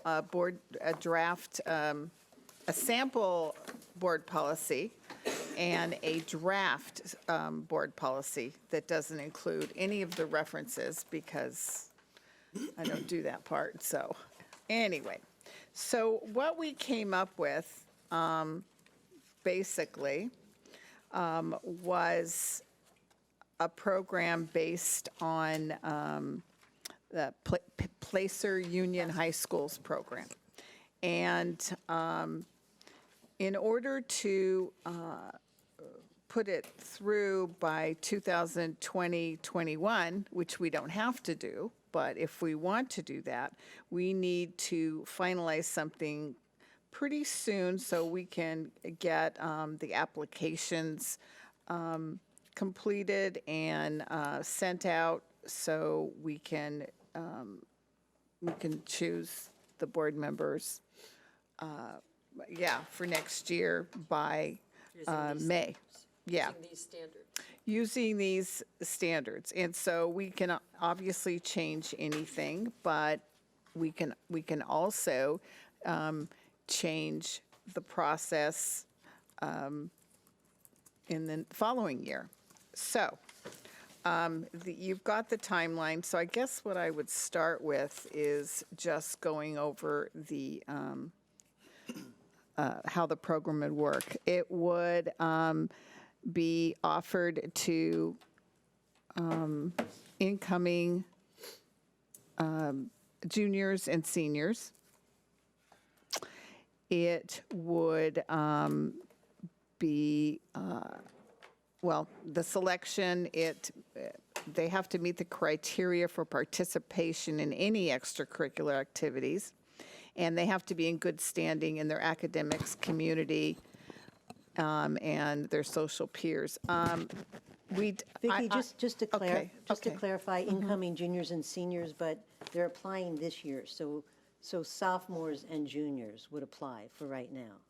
Exactly. I'm sorry. They would be incoming. They would serve as a junior. As a junior Yeah. or a senior. Yeah. So if you're, as of now, if next year you would be an incoming junior or senior, you But would we'd be. select them as a sophomore or junior. Yes. Yeah, I think that also. Is that misleading to put it that way? Well, I just wanted to make it Oh, clear okay. that they're applying, I mean, they could apply next week if we were to do Yeah. that. so. Right, and I think the important part is. You don't? One is that it's, the selection process is now becoming resting with the board. Exactly. It's directional, Shar. I was told directional means that It's the end directional, it's a points right cone. to your mouth. It's a cone. It's a cone. No, it's not. Okay. Okay, so, you're right. That's the main change, is that this would not be appointed by ASB or the principal of the high schools. It would be through an application process and would be interviewed and appointed by the board. Now, Does it say that somewhere?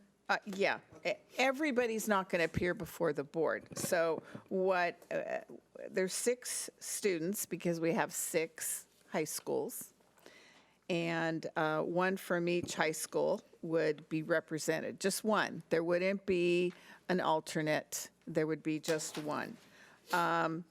It's a 1-year term, and okay, I'm going to skip to the part where you guys get involved.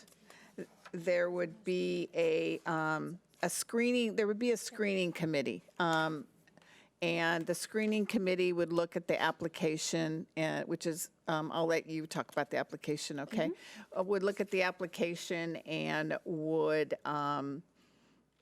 decide on however you want, 2 or 3 from each school. I think 2 from each school is probably enough. And then the board would interview those 2. So we wouldn't be interviewing 50 students. So And the other thing I think that's important is that the time requirements would change. Right now, the students come to every board meeting and they give a report, and they're all here, all 6 of them, hopefully, are here to give a report. The way it is done in Placer and the way that we're proposing it be done here is that the board members would only attend, student board members only attend 1 meeting per month. And if there are 2 meetings per month, it would be split, and there would only be 3 students that would go to each meeting.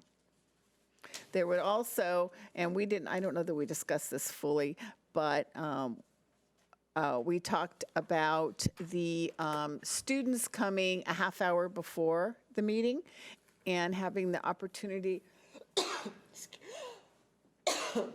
excuse me, having the opportunity to meet and talk about what the report would be. There would just be 1 report. It wouldn't be a report of necessarily the athletics going on in every school, or it would be more, we would have to talk about what the report, it would be more meaningful. And we also talked about them if they came at 5:30 to Yeah.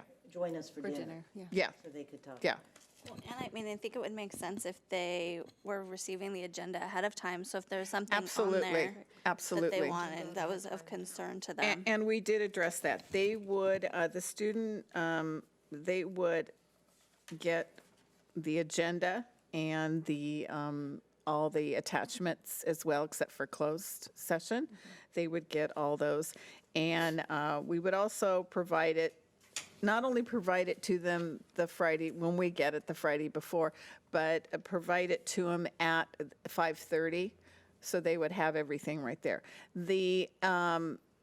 It would be expected they would stay for the whole meeting unless there was some huge issue that came up and we're here till 11. That would be different.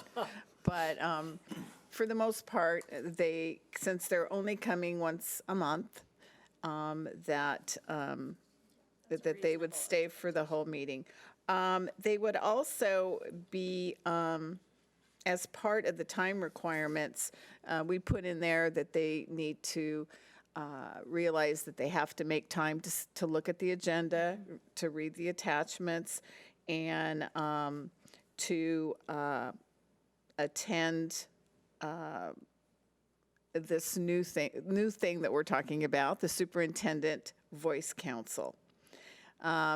This is kind of an add-on thing that I don't know, we may not all agree on this, so this is just something that Placer does, and I think, Karen, you should talk about that part. Yeah, well, yeah. Because- yeah. Placer does do this.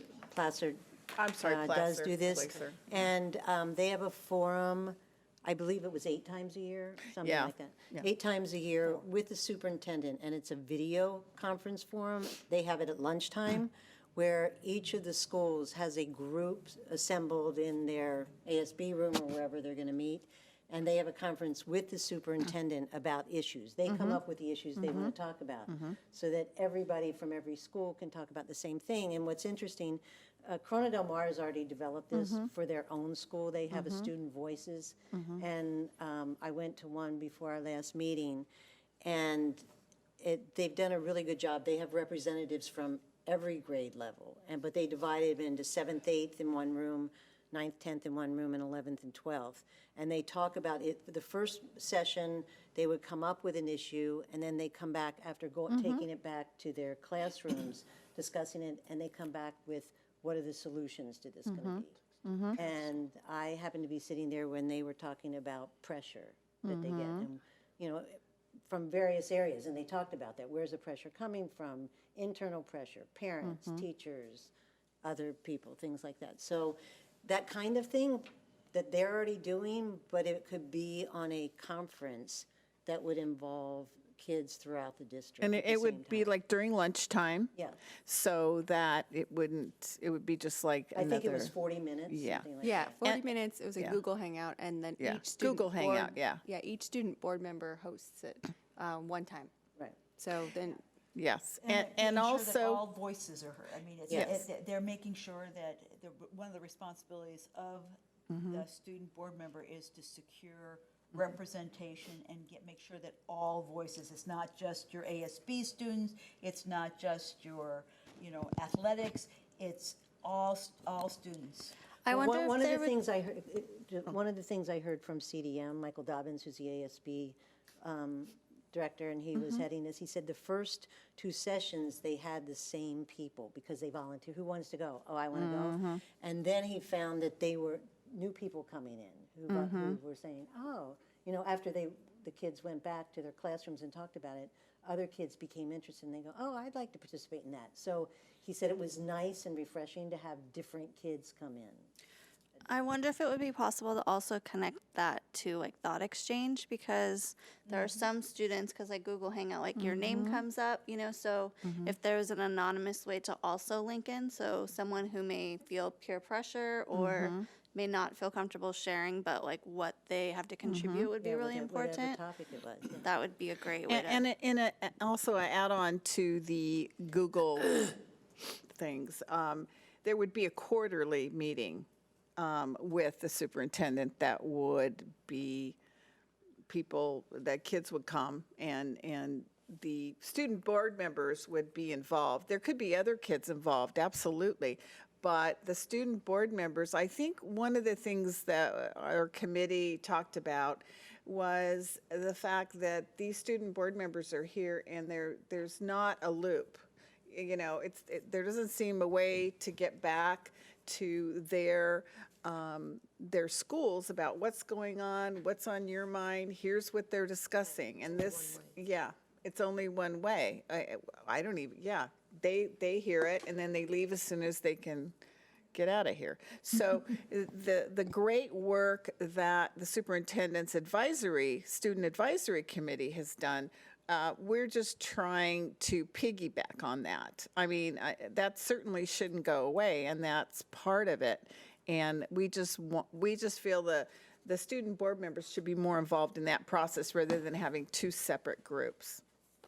So, And the idea is to make it almost more like an internship so that they feel Yeah. like an actual board member would feel, and how we go back to our communities, they feel that obligation to go back to theirs in the same way. The other thing would be that we also put in here that they would receive training. Not sure what that looks like, whether it's just training from staff here or whether it's CSBA training, that they would receive that.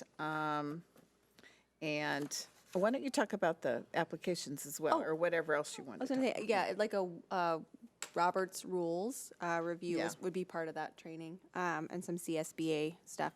And then the application is great because I forwarded it to you guys via email. Sorry, it was delayed.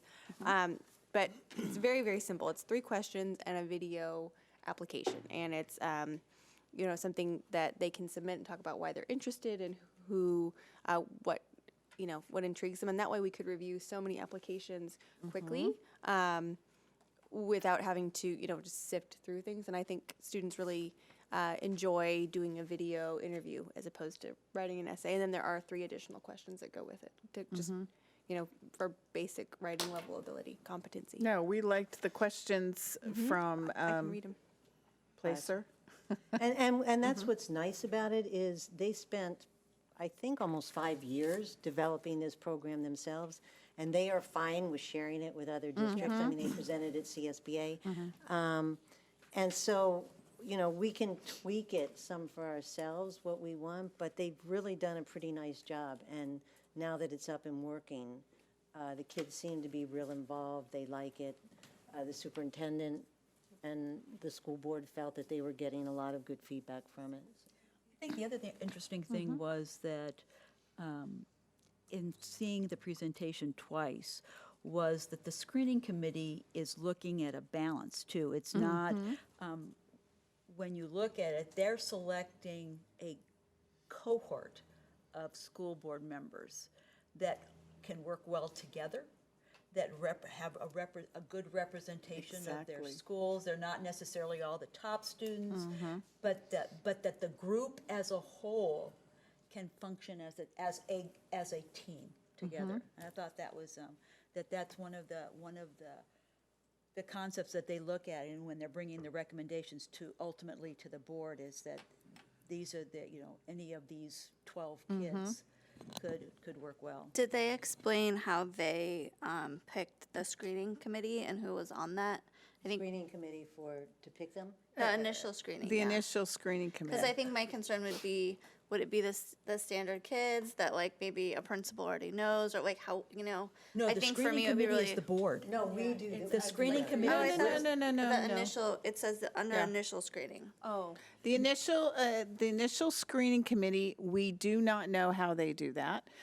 It could be a couple board members, it could be, some. My understanding is that it was it's members of the school board that are the screening committee. Okay, like a And we ad could- hoc committee? Like the, yeah. And if we do it that way, we could have access, I mean, we could contact principals just to Yes, well. ask about people. Yeah. I mean, we can inquire. We'll There is a letter of do due recommendation part of diligence. I was going to say, I did forget to say in the application, there are letters of recommendation that are required to go along with that. But the screening committee, as far as my understanding in the presentation, the screening committee is 3 board members members, who okay. do the screening. Okay. The schools are no longer involved. No, It's yeah. the 3 members of the board that are selected to do the screening. They screen down the applications to a manageable number, and they bring them to the entire board, those applications and all of that information. The last time we approached this, we kind of said, this is kind of what we want, and we kind of got shot down by the school sites, who said, nah, it isn't going to work. We were informal in our request to, we want our school board members to be more board members and less reporters. And so I'm wondering, I'm devil's advocate, I'm wondering if we decide and we come up with this, how much pushback are we going to get? Are we going to get pushback? Would we just get rote compliance because we're the school board and the sites will do what we tell them? I mean, I just. But it's not going to be the principal or somebody at the school who's selecting these people, which is different. We Right. looked at it, you need to, we would say to the schools, what we thought we were going to do.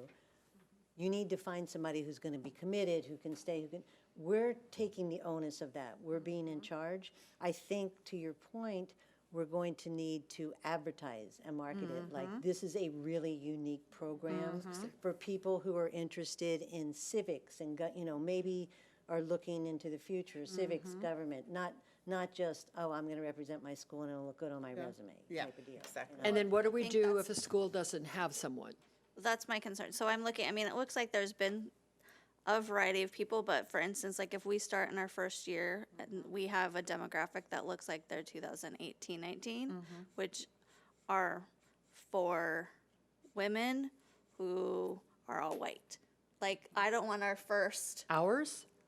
I'm Or saying theirs? That's what. Theirs. Oh, yeah. thank you. I'm saying I don't want our first time out of the gate for our crew of people that are in this really important role to, I mean, I don't know if can't- that's I Well, don't know if that's- demographic. You can't stop, you can't decide who applies. Well, but that's why I want to know about the initial screening, because But- Ashley, that's not what equity is. their demographic is quite, Placer Union is in the mountains. That's and what I it's- thought, And it's 6,000, I think they have less than. 4,000 students. 4,000 students. And 3,000 are white. Yeah, so that's It's their demographic. That's their Yeah. demographic. And the Yeah. women stepped So up. I mean, the initial screening piece to me is the most important phase of it, so I'm glad that we would have some control over it, but I would caution that we make decisions that are also considering equity and Exactly, hearing a variety of voices and perspectives. exactly. Absolutely, that's the whole point, that it's just not Yeah. representatives from ASB or I mean, you have to have, And it Good most grades, likely but you don't wouldn't have- be an yeah. ASB Yeah. president because they're already No. super busy. Right. You know, we want Except that that's someone- what we end up getting here now. But that's why we want to promote it as a different program. yeah. What about at the existing superintendent student advisory? How could it be something that they take it You guys back are to all their looking at me campus? because I'm not talking. No, I wasn't even gonna. And I'm gonna go sit looking- with Phil. Okay, but, so my question is, do they take information back to their school sites, and would that, I mean, to me, So that seems if I like a could give you a logical- little history on the involvement of your student advisory, remember, they're the ones who proposed to change the exit project, and that you accepted, and they helped write that. Took a lot of time, a lot of work on Dr. DiAgostino's. All of their students. Wait, Yeah. you had. They also are the source of the collegiate calendar. That's where the idea of the collegiate calendar came out of, because they heard from early college, high school kids what a great calendar they had, and they all said, that'd be great for us too. And- So that's kind of how your the student advisory has functioned already. But from what I heard, it doesn't eliminate the Superintendent Advisory Council. Not at all. That's your council. That's something you instituted to give you direct input. This would be a group that gives us some direct input. And in my perfect world, our board members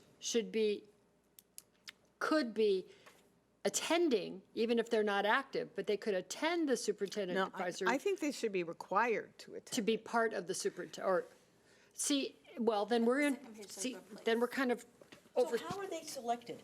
It does. Who, the Superintendent Okay, Advisory I just Council? want to I just want to clarify what we're recommending. We're not recommending two different things. We are recommending combining the Student Advisory Committee and perhaps renaming it Student Voice, the Superintendent Student Voice Committee, and it would include the student board members, and it would also include whomever else you wanted. I mean, I don't know how many you have on there. How many do you have? What do we have, about 15? Two from each 15, school, 16. roughly? Okay, so it could be an additional, One or two from me. yeah, it could be the student board members. It's important that the student board members, I believe, are part of that, because they are attending the meetings and they can bring up subjects that are not they can bring up anything. And so when they come to the meetings, they can bring some of that, what they got from the meeting, from the Voice Council. That's all. That's the recommendation. If you want to have two separate committees, you can do that. I just want to clarify that, actually, that the creation of the superintendent student advisory was at the bequest of Mrs. Black at a board I meeting. know, and I'm not trying to offend Mrs. Black, and why? Why are we leaving you out? You didn't tell me you were having this meeting or that you appointed anyone. I didn't hear anything about it until We I just got talked the about memo this as from a, you about doing away, and that's what it said, that you were doing away with this. No, it said it in writing. I have it. I shared it with Phil. Phil Yeah, just heard about it yeah, yesterday yeah. at their, their You know, by sitting out there, you are not being recorded. No one can hear what you're saying. But that's not right. How about we replace this word? Really, Mrs. Black, you are going to go sit in the audience. And not participate in the committee that you so vehemently love. You haven't let me even say a word in so far, Well, we were kind of presenting it, and we're going to discuss it. Done deal, and you've already. It's No. not a done deal. Okay, whatever. Sit out there. but I think this was brought up at a board Childish. meeting. That's when Martha, at the board meeting, asked us to form this committee. This wasn't done behind the scenes.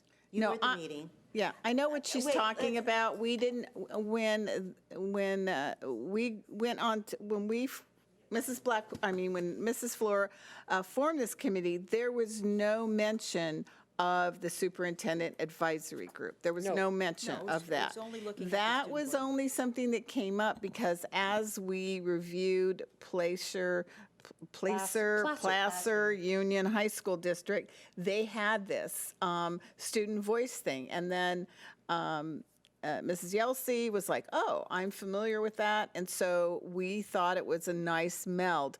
But we're just here to give a recommendation, well, not even a complete recommendation, to talk about it and decide where to go next. That's all. It's a discussion. One thing is that this was only, it's a recommendation, Dana, and I would like you to rejoin the board because you are a member of the board and not a member of the public. So I would like you to come back here and participate in the engagement. If you don't, then we can't record your voices and we can't record your opinion. That's the bottom line, unless you're going to stand up there and submit a card. That's the first thing. I think the second thing is that there are two items that have sort of merged together. Exactly. One has been that the discussion today is about the new student board member process, where the board is taking onus and taking responsibility for the recruitment, selection, appointment process of student board members. The second one that is on the second page of your memo talks about that you, as the three ad hoc committee, made a recommendation to establish a student superintendent voice council, replacing the current student advisory council. I left it out. And telling that what that would be. I would suggest that portion of the discussion be held off, because that's not, the understanding was we were only going to be talking about the student board member selection process. That the student council is one of the responsibilities that you would like, or the voice council is one of the responsibilities that you want the student Board members to be involved with and conduct at their school. But I think that it appears that right here on this recommendation, it says replace, and I think that's, so if we could just talk about whether in fact we believe the board as a whole takes the recommendation of changing the process of the selection process of the student board member, and have that conversation first. That's the most timely, that's what needs to be done the most immediately, because otherwise we won't be able to get the applications back, give the students all that. Because really, the Student Voice Council only impacts the new board members if we decide that they're required to attend. Other than that, the Advisory Council would remain basically the same, except for a video conference as part of that. As part of that student, is giving them having the student advisory, the superintendent advisory council to enhance their role. Right. With four video conferences to get a greater voice. Exactly. Yes. Exactly. I would like to know, actually, Dr. D'Agostino, you're sitting in the back, and I'm, yes, on the spot. You are the advisor of the superintendent? Okay, could you come up to a mic? It can be a sit-down mic, I'm good with that. I would love to have some input from you, and also Mr. Lee Sung, because you're both here, so you both have students in there, and to quote one of my fellow colleagues, I would like more information. Well, thank you, Ms. Matoya. Happy to be at your service for whatever. The Superintendent Student Advisory Committee, I'm here in the audience only because I just always want to be prepared for whatever might come my way, and in case additional responsibilities or, Phil, we need you to do this happen. So I just was here and I had some time on my calendar, and I'm glad. Asked Mr. Lee Sung if it would make sense for me to be here, and so just popped in. Certainly, want to do whatever the will of the board is. I'll share with you that the concept of a superintendent student advisory committee goes far back. It goes back to the days that Mrs. Black was a very early board member and wanted to create student voice and create a channel that went directly to the superintendent. And as you know, Dr. Navarro created a variety of different advisory committees, parent, classified, certificated. And so it was just another logical evolution that there would be a student advisory committee. And as Dr. Navarro said, that committee has served you well and done a variety of amazing things. Also, not the least of which is select the items that went into the time capsule that is sitting down in the front of the, underneath the flagpole. So it's a very ambitious young group of people. Tomorrow is our next meeting.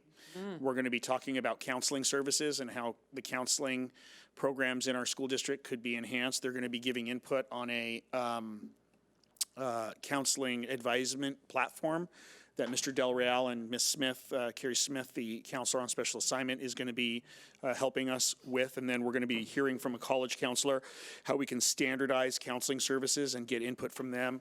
And the great thing about it is that we have the superintendent and a board member that sits in on those meetings. And the kids feel empowered and the kids feel like they have a voice. So I don't feel that I am within my purview to necessarily guide you on what you want to do, but in terms of administering something or administrating something, you know,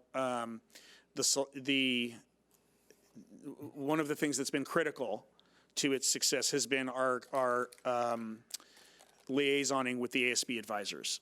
And the ASB advisors are basically helping to shepherd and get stuff done at the sites when we need to get information, when we organized the beach cleanup. They did all the heavy lifting. And so should you create another organization or a parallel organization or one that dovetails with the superintendent student advisory, the question you'd want to, you know, ask is who's going to be taking care of that lift, you know what I mean? And maybe it falls into a same thing, or maybe it is done a different way, but there's been widespread, I think, satisfaction and progress by the superintendent's student advisory committee, and it's something that is very democratic and very empowering to the secondary students in your district. If the student board members, even our current student board members, if they were asked to attend that or be part of that, do you see that it would hurt the advisory council in any way? No, but keep in mind that your board members are typically your ASB leaders, whereas your superintendent student advisory are individuals that have been picked by the ASB advisors who may be the less vocal or the more marginalized or and it creates another layer of participation by a larger group of students. So how are they picked? What's the criteria? I don't know the criteria, Mrs. Flor. But there was, I have to chime in. Yeah. We did, when we had our very first meeting with our first, which would, I'd say, this series of students, they themselves said, you know, our ASB, quote unquote, leadership tends to be in their own network, and they're very busy, very, very busy. And they like to see more students that they feel show up to the meetings on time. They're not necessarily the most vocal, but they're the get-her-done kids, but they also have access. That was the most important thing to the other schools. So what Dr. D has done from the very beginning, from the first class, is he helped guide them, who then mentored the next student. So we always have another student coming that says, you know, you don't have to just do this. And by the way, they've said, hey, if you can't attend all these meetings and do the work that you've agreed to in the small group breakouts or whatever, please, this is not your committee. And you need to go away. And Dr. Navarro's sat on that committee too. And they also come up with the top, I would say 6. I mean, they're learning now not to bring 20 items that they want to address. So we narrow it down by our second meeting to the top 3 issues. And most of the time, they're the same, you know, the same issues. And so they're very thoughtful about it. And then they do bring back a a nexus with their peers, all peers, and we heard from our Hispanic girls at Harbor High School that they were marginalized. We had one girl sitting on our committee, that shared, she was very articulate about it. And then, so she felt empowered to talk to, Dr. Bolton. And he helped guide her with coming back and talking to me and I'm sure Dr. D. And then was very articulate about sharing with the rest of the kids. One thing that I'm going to say, we have 32 schools, and we have 2 members from 6 of our secondary schools. This year it was recommended by last year's committee that we bring in junior high school students. So tomorrow, Ensign will be joining us at Harbor. Last month, they came in from T-Winkle, and actually, they hosted it. They offered to host it for us. And they don't really, they're scared to death, but they're getting a taste before they go to the school and to their, high school and being embraced. And they're not necessarily, they are leaders, so they are, good academic standing, because that is the criteria for us. But the other part that Phil said, is our activity directors. This would not happen without that encouragement. And a good point of it is poor Back Bay had great representation up until the end of last year. And we really, there is no one at that school. Dropped off on both counts. But there's no student, and this is something that we say and we can't believe it, but we've been told there is no student that can represent them at this point. Well, so that's something that needs to be brought to the attention, of Dr. Navarro and his team, because that school doesn't have representation. However, they were a really fantastic input, for the 3-4 years before. Well, I guess, and this is from my point of view, one of the frustrating things is, I will tell you that I haven't heard from the Student Advisory Committee. I don't know what they're doing, other than 2 issues. They came and spoke about, we knew about the task of doing the Time capsule? the time capsule, and because they came to the meeting and they made the the board members actually made the presentation about their decade. And the other one that we had a conversation with the student board member, the student advisory, was the student Senior project. The senior project. Other than that, this is all new to us.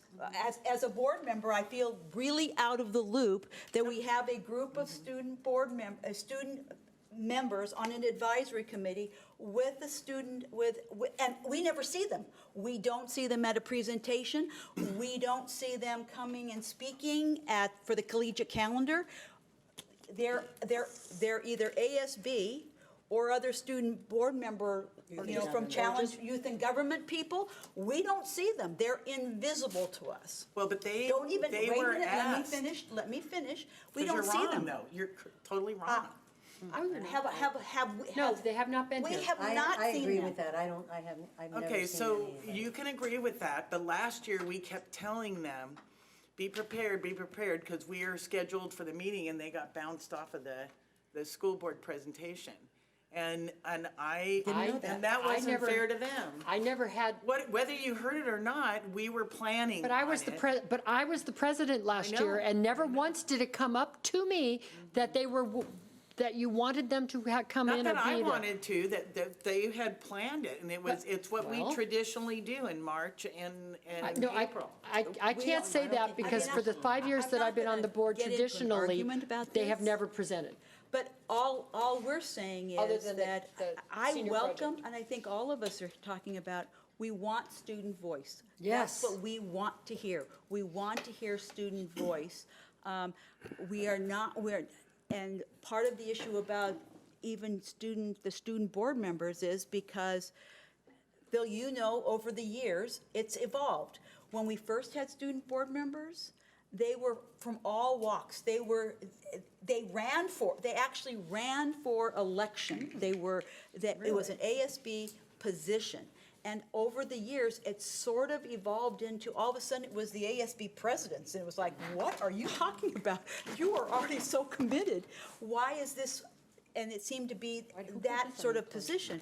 And I think that that's what we have always been talking about, is expanding it, not to be a popularity. It's not to be the top person, but it's a person that really wants to be here and not just an add-on that, oh, I've got to go to a meeting. If I may, Martha, I want to piggyback off of what you just said a moment ago. I appreciate the discussion and getting some history here, because I'm still relatively new. But being a former high school principal, 20 years at the high school site, so this is a very dear issue, not even an issue, topic. That I appreciate we're having this discussion. But I keep hearing representative voice. And that's great, whether it's at the site level, and I used to do this as a site principal, and I think our other principals in the room, you have to find a way to get a true representative voice to be a good leader. How can you lead if you don't know what the issues are and what's important or not important? At the superintendent level, at the district office level, we need to have that direct voice. And then what I'm hearing loud and clear from all of you is how important that voice is to you as a board for all the same reasons. So I really appreciate this discussion. And I think revisiting what we've done, and this is, again, a good discussion. Are things working? Can things be better? Can they be melded? That's going to be up to the board. I do want to go back to a question that Mrs. Matoye asked, which is part of this discussion. And I think I want to remind the board, and some of you may not have been here the last time this was discussed. And if I recall, when it was discussed, we had the principal sitting over there. And this probably has evolved over the years, but the board reps, as we currently have them, are selected in a variety of ways. And I think this is what you're referring to, is that in some schools, it's part of their bylaws that it might be an elected office. So students elect who their board rep is, and that's who you see here. At some schools, it's an appointed office, where the ASB leaders select that person. Or the principal. Maybe. So there's various methods. And what I heard wasn't so much that they were opposed to it, it's just they need time to work on their bylaws, to front their student government, to make the changes they need to make in order to get, in order to support the process. I think our discussions happened just a bit too late. In fact, I think one school site had even had their election for their person. Last year, that's why we didn't do it. And so for that particular school, it would have been hard to strip that. Sorry, you're not Yeah, sorry, be you got a- elected, but you're not going to be serving that role. So I think, this is a good time that we can be ahead of the game if we're changing that. But I don't think they'd be opposed to it. I think they just need to know what it is, what the expectations are, and all of that. But I think by having a selection committee, if you have this criteria, you can look at having the best representation. May not always be the perfect representation, because you want to pick the top folks, but you're looking at that. That's certainly one perspective, so that you can get that representative voice that I think we're all seeking to have as leaders. And I want to chime in and say to Dana and Phil that I see a perfect vehicle through our current student advisory to be the launching point for a student voice project like they have at CDM, to have those kids be the kids who lead the development of that. And that's what they've been trying to think of. But until I spoke to Karen, 3 months ago, you told me about this? I said, well, that'd be great for our student advisory to be able to do that. So I think there are ways to do this. I think what I was going to tell you is that I'm already collecting the ASB bylaws, because you need to know which schools need to change. And we really can't tell them to change. All we can do is suggest.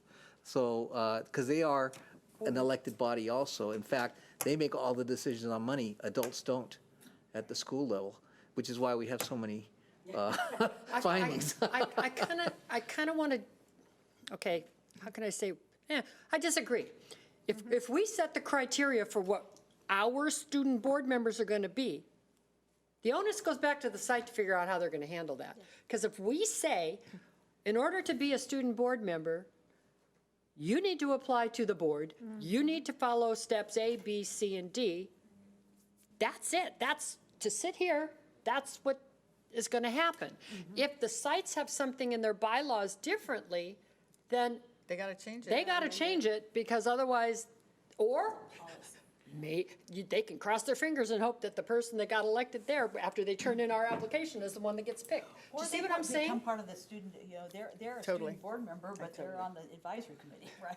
So, I mean, if we set our parameters, But they do have, the students I have vote on no their own doubt. bylaws. They vote on their oh, own. absolutely, and I I know, but any commend them. organization that has bylaws, I mean, we've all worked where you have bylaws, but the state may come in and say, you got to change that, and you change it. You don't, the state doesn't say, we're Hence going to the give edit you a committee we year to have. change it.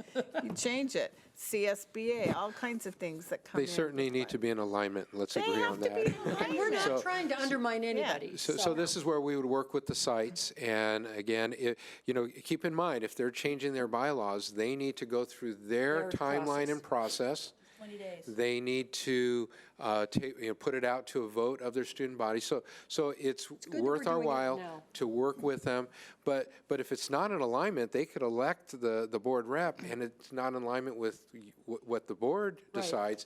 Great, they'll come here, but what are they going to do? Yeah, what are they gonna So do? we'll work on that alignment once we Yeah. figure this out. And the only thing with the superintendent advisory group, I just wanted the board members, student board members, to be involved, to be part of it. I don't care what you call it.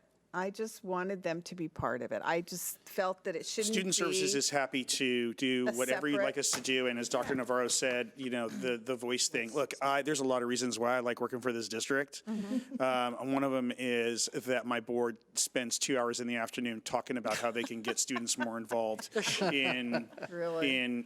in a voice in policy, and so I just want to thank you as a poli-sci major, as a guy who really believes in democracy and the civic process. I just want to thank you. I came here simply to just know what was going to get added to my plate, and so I just 6 more wanted to students. be ahead of the game. Well, So, isn't that what but- you are? What's that? I'm sorry. Isn't that your job? Whatever you declare, President Floor. Other duties as assigned, man, that sentence can kill you. Can I chime in one more? Sure, absolutely. One more dig. After the first year, our students was made, we made a proposal that they host each other because they had no nexus of each other. Right. And that was something that just mushroomed naturally. And so that's one of the reasons why we move it around the district, because, oh my gosh, they all have pretty much the same issues. And this way, and then also they just so respect the fact that 99% of the time, Dr. Navarro makes it there, and we did start at 7:30 and now we're at 8 because they're high school students. And they pretty much always show up. It's so, I don't think we've ever had any of them not show. So they're very committed to it, Yeah, and Because their meeting is relevant. And Dana's spoken a lot about how incredible they are. One thing I was thinking, you now for your parent advisory, you always send us a recap of what was discussed and what. Can we have that? Maybe we could do the same. That's thing because for I the have, student I advisory. have Adriana there. Well, I guess Adriana is the one who just got another job. Well, we did talk, let me just tell you what they said. So probably 3/4 of the year, you guys, they are in discussion with each other. That's fine. And then they're going back to the schools, we vote on, what the main thing, we introduce each other, blah, blah, blah, and everybody. And then I coerce them into saying, we want to hear you. I mean, literally, I have to tell them, this is a safe zone. You're not going to get fired. Oh, I forgot, your students, not staff. You're not going to get kicked out for speaking your piece. And they take that to heart. And then we go through, and we're only meeting once a month. I mean, I think, Phil would probably have a heart attack or fit and fall in it if we said twice a month. I mean, they're ready to meet however they can, because after 30 days and breaks and things like that, they have to come back and say, okay, I did my homework, this is what my school site said. You know, so it isn't a fast process, just like this But process no, is. but it still could be just a recap of what they were discussing. Oh, I agree with you, And they Karen. have I agree that with you. March That's and not a April. problem. And I think that's one of the reasons you have the attendance you have, the commitment you have, because this committee feels its relevance. But they're Well, not ready to can I- make a can I- presentation, I don't you think know? that's what we're They don't- asking I'm not for. asking But for a wait, presentation. but I just want to make a comment on why they're there. I think Phil said it best. They're there because we have committed activities directors that get them there. That's right.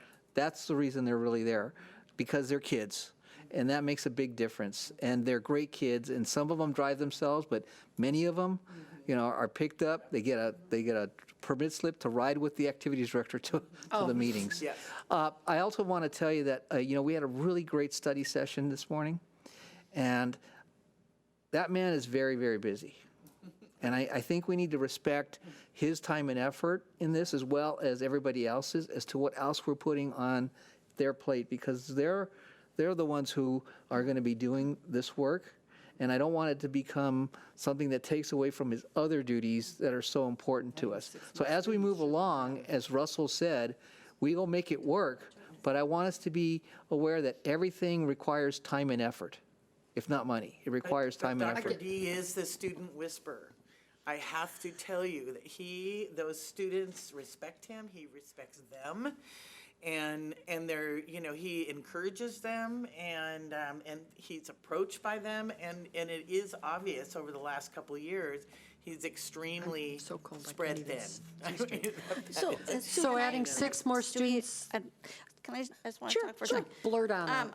I just wanted a kind of point of clarity. One of the things for me that I would like, where I want to hear voices from our student community are in some areas like our task force. Like I would love for them to be. We've occasionally had students that come to the mental health one, but for either one of these, just clarity on if we would ask the superintendent's advisory committee if they would be on one task, like pick one, because I think we're really missing student voices that are empowered and are heard by people in the community. And so I think that, is there a space for that? How can we create that? And then my second piece is Phil is really busy, and so I think, is there an opportunity to pass that mantle? It's been going on for a while, maybe for the athletic directors to own when it's at their site. I think. Activities. What did I say? We don't want the athletic. Yeah, the activities directors. So, I mean, for me, a lot of this is new information because I'm not very well versed. I haven't had a lot of exposure to the student advisory committee and what they're talking about and who's a part of that even. So I would love to, On that who's doing topic, what? I don't know well, I know one thing that changed with the mental health task force, but we changed it to the morning and asked for students to be there. And last time, there was really great representation, and it made a difference. So I think that one, you'll get people there. It doesn't have to be these people. The same thing happened with the Human Relations Task Force the last time. It was at Harbor, and it's going to rotate at different schools now. And the one at Harbor had about 15 kids, 15 students who were very participatory at that meeting. And next time, I think it's going to CDM, it'll go to different schools. So I think we don't have to ask these people to do the same thing. You're going to get people on those when they go to different schools, and it could be the principals or the ASB directors that get them to come. I know for mental health, I think it was the ASB directors, but they were really, it was great to hear their voices. I guess, so what I'm saying is, if it's unclear to me where a student should go if they're interested in a topic or they have something to say, it's probably unclear to a student. So I think like more clear pathways as to where we want these to go. And, you know, We want even them to go to having our board the meetings. student advisory to go to the voice that's already happening at CDM so they can see, like, for me, it's not like one or the other. It's how can we merge them and get more information, but then really be clear as to what the focus is. I have a request. Can we bring ourselves back to our student board policy and how we're going to select how our student board reps are going to be handled for next year so that we can get a start on it, because if we're changing, our administrators and activity directors and ASB need to know now. So what do you think, you guys? Should we? Well, I think the next step, because it's not a vote today, but we No, it's discussion action, and the action can be, where do we go now? We can put it on to the March 11th, That's another long. because you've put March 2nd. whatever the next board meeting, which is March 11th. March 11th. Which is March 11th. Does it need to go on a, I mean, It's discussion action, can't we do it now? It seems like we need to start promoting it. It's not an action. It's not action. It's in that section. It's on that It's section. discussion only. Because Okay, then I'll stop So we have to that. bring back the policy as The written policy here. has to be written before we can, You have this one. Oh, special. yeah, but this is just my stab. It has no references. It's not written correct. I mean. Well, first, look at the existing policy to see how it matches what you want to do. But You I may have not another have to. question. My question is, does the policy have to be approved before we promote and start sending this information out? Good question. Probably I would imagine that because we have an existing policy, that could be tweaked. The only thing that I think we'd have to make sure that we're clear about is the selection process and the criteria. Right. That's what my assumption would be, is because we already have an existing policy, we'd have to take a look at our existing policy, see whether, I'm looking for it. Your existing policy does not prohibit you from doing this. yeah. Okay. Okay, you could So- stay with the existing policy. Existing policy was just updated also on August 7th, 2018. Placer. That's Placer. Well, where is our? It's online. I have it online. I'm looking to Yeah. to reference it. I have it online here. Is it under students? It's, I just typed in student board members Oh, on a what a good search. idea. I didn't go there. I It would just, what probably I be did board is. policy 9150, because they There you use go. Gambit Online as well, so it's the same. So our It current is board. 9150. There you go. Our current board policy doesn't really address selection process or anything like that. No, the student board, it just outlines the ed code on Okay. student board members. Okay. But it doesn't include the process. So we could amend the policy to be more specific if we chose to, but in the meanwhile, if we agree on what we think the, Correct. yeah, it the hasn't been areas modified are, since then we can 2009. move forward and get the application out and then start ratify it. promoting. Ratify it, because we could ratify. We could ratify something of our board own, action. our own ratification. Did everybody I mean, the board member policy that I drafted was really just a way to summarize all did everybody read that? And Yeah. did they agree with everything, other than, I only had one question, Okay. and that was currently student board members receive credit through ASB. Is that correct? Do they? For their Yes. ASB class. It's an ASB. But what if they're not an ASB kid? They're not, In their bylaws, most of them are. You're talking about the board rep? if they're Board not on reps, ASB? board reps. currently our board members are considered part of ASB. That was the discussion. And they receive the ASB credit because they go to the ASB class. Yeah. I think. And that was the discussion, because they're all getting A's, because who's assigning it to them, even if they're not here half the time. So assuming they are all ASB members or board members or executive class, yeah. team members at their site in the ASB class, they're getting credit. Okay. If they're not, I don't believe they're getting credit. But boy, it'd be a great senior project. So my question is, can the board, if we take over the selection, can we in fact provide them credit? You know, Can I they would, earn I would credit because they're doing suggest. all these I things? wouldn't Yeah, want to go I there. would suggest we not complicate this process with that. Thank I you. think the students who elect to apply and get selected, they will be happy with A letter of this. recommendation? Getting No. 5 credits or not getting 5 credits is not going to make a Okay, difference. okay. So let's Yeah. not complicate Okay, it. by perfect. That- suggesting- That was one thing that I went, And then the other one is, and you wrote it down here, is the preferential voting. Because the board does have the right to grant student board members Non-binding. non-binding preferential voting. In other words, the board member that sits right there can actually Buzz in vote. and buzz in and he is- stuff. They're called on first to exercise their vote. Well, they all can. They all can. They all can, well, yes, but trained in that? usually it's be the one that be sitting on the Supposed to train dais. them. But we can call on all of them. Yeah. When was the last time they were trained in that? Well, Or that was an option? as they No, sit they here, don't currently now do that. But it's part of our board policy currently right now. Yes, it is. Yeah.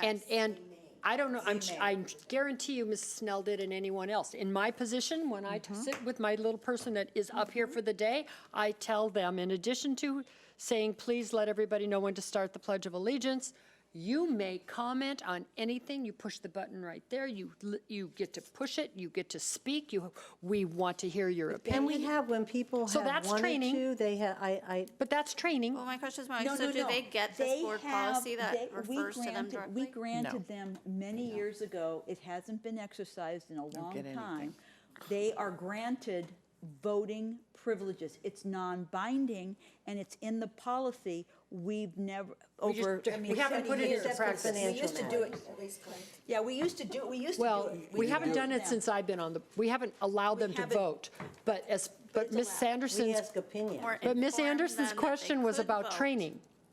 When are they trained? And I said, as far as responding to Oh, yeah. voice their opinion, they get on-the-spot, one-to-one training from the person. They would, if we approve that, they Well, would then they'd get- have they more would get the- training. They would get the training on Brown, they would get Brown Act And training. they I think would should do get- that. We don't need to approve it. It's already part of our policy. We just have to do it. We have That's to- on us. Yeah, exactly. They would also get a student board member handbook, which has Which will come bylaws right out and after the everything. governance handbook? Yeah, which needs to be put together. But again, it's On the vote, though, they don't vote on everything. Not on financial matters. And I wouldn't think, It says on all matters except those subject to closed session They discussion. can vote on every. so like approving the agenda, they all vote? Yes, Sure. It also says Oh, that they're that's- recorded in the board meeting minutes, part of the ed code. So They're granted preferential, it's non-binding, and they're the first ones to go. They're not a tiebreaker. They don't, and they are given, it doesn't count, it doesn't count, but they can vote. Yes. Doesn't tie, doesn't carry weight, let's put it that way. I don't know if we're making an action, but I mean, my motion idea would be that we start with following what we already have in our existing policy, and like as soon as possible, because we have students who still have a few months left, and if this is part of disagree. our policy, even I disagree. move forward. I not ready. disagree. They don't look at the agenda. They don't stay for the no. reports. I Then don't know. maybe they don't know what the expectation is. Well, it's a may in the policy, it's not a must. But if they're not informed about it, then I maybe understand, they but it's don't know not- that it's it's- even an option. It's your option. It's a may for It's you. our option, okay. Right. And for the last few months, I think adding something else onto their plates right now at this point is almost unfair to them, because these are kids that have a great feeling of obligation, and if that's not really what they thought they were going to have to do when they signed up, that's another burden added to their plate, my personal opinion of what goes on to a teenager. And I understand we have the policy that says they may do that. And we can inform them of the policy, and there it is. And if you ever want to say anything or vote on it, fine. When I sat in the chair, I asked for the opinion of the students often, because I wanted to know what they had to say, and sometimes it was deer in the headlights, like, don't make me talk. I have my little thing that I got from that I can report on, and I don't want to do any more than that. But, To clarify, we're talking about this change of expectation beginning next year. Exactly. Right, okay. Well, my So- conversation though is what our Yeah. current policy is. So even as simple as emailing this, printing it out and putting it at their spot for the March 11th meeting, briefly reading it, I mean, it would take like 4 minutes. So my point is this is our existing policy, which I believe we're legally obligated to be following. So No, that's legally. my, isn't it May? No, well, no, it's, but presenting them with the policy, not asking them to vote. I guess, Ashley, I think that is a collective decision. The board has to make, currently it says may grant them. I'm not talking about the At this- voting. I'm just talking about this piece, like printing Policy out says, the policy. the policy says currently lots that of- we may grant them. This board, by practice, and previous boards have not granted them that change. It says may, so that is sort of flexible. If we had to say must, then we'd have to do it. But this board has, by practice, not granted them because we haven't taken actions to grant them. So I think what we need to do is have our policy currently align more to where we'd like to go in the future, see how much we'd have to change. We may not have to change that much compared on what we've got written in there. So we need to look at that. I agree with Mrs. Snell and Mr. Lee Sung. If we don't get started pretty soon, we're going to be in the same situation we've been in with a lot of things that we take so long to get there that we missed our window. And then I think it's a great idea. We can't take action, but we do have policies in place. So what I'd like to do is I know that you're going out of town. Till the correct? 6th, To yes. the 6th. Has everybody read this? Yeah, I it mean, do doesn't they conflict- agree with everything The in draft here? policy doesn't conflict with our existing policy at all. Correct, Yeah. correct. It doesn't. This is just really about, does everybody agree with how this is set up? I mean, in other words, if we were to put out something that says, you know, be a student board member, new ways we're doing it, this is the term of the office, is there anything in here that you don't agree with? I think it's great. I think the biggest thing is that we're doing it, and that's a big difference. So we definitely need marketing. When's the next principal meeting? March 10th, I want to say. Monday morning? It's a Monday, So that's probably the earliest we March could. 9th. So if- March 9th. Is there any way that one of the committee members can go to that March 10th meeting and make the presentation? March 9th? March 9th. Hold on, let me correct myself. March 11th is Tuesday. the Is a board meeting. Wednesday. March 11th is a Wednesday. I'm that's sorry, right, because I'm of- sorry, I try to do that off the top of my head. It's March 16, Okay, so it's after our, After the board meeting. March 16, yeah. So will we ratify, we'll put it on the agenda. We'll have it. that's We'll put it interesting. on we'll put it on the agenda for 11th. We have a and Costa then we'll Mesa go to the PTA meeting at that same and time. send it out to the board, have everything prepared, be able to hand and make a presentation on the 16th to the principals. You know, because full time agenda? is of the essence. Yes. We're going to be here till 2 Even o'clock. though it hasn't been formally voted on by the board, literally this week, I am going to give the principals a heads up on what's happening. And it would be nice to get some feedback from them. Yeah, and, Maybe. Do you want a copy of everything we've put together? yeah, just so you can kinda absolutely. get So their- after this discussion, whatever amendments are made to what is just being discussed and proposed, that would be very helpful. And then I can say, this is in the works, this is the direction clearly where it's going, it hasn't been voted on, but we need you to be aware and start thinking and planning at the You site get a big, level. no, And no, I no, no, think- no, that gives us direction. As far as the rules and responsibilities that are on there, I think we might want to put in parentheses or an asterisk, the one that says participates as a member of the superintendent's voice council, because we don't have that. If you'd like to put superintendent advisory committee, that they be part of that, it's like you'd get 6 more people is And what again, it amounts Russell, to, but. I think it's really important to get their feedback, and that they may not, I mean, I think that clearly you've got the message that we want to change things. But if they say, oh, can you guys consider that? Let us know. I that, think that's if they accurate. I if think they that's fair, there's yeah. a real roadblock, or But do let they them have know, input? let them know that we don't, what we don't want to hear is, well, maybe if we started it and you guys considered it next year, because I hear that often, and that's to me, just That's if you not keep happening. doing it, there'll be new people and we can get, no.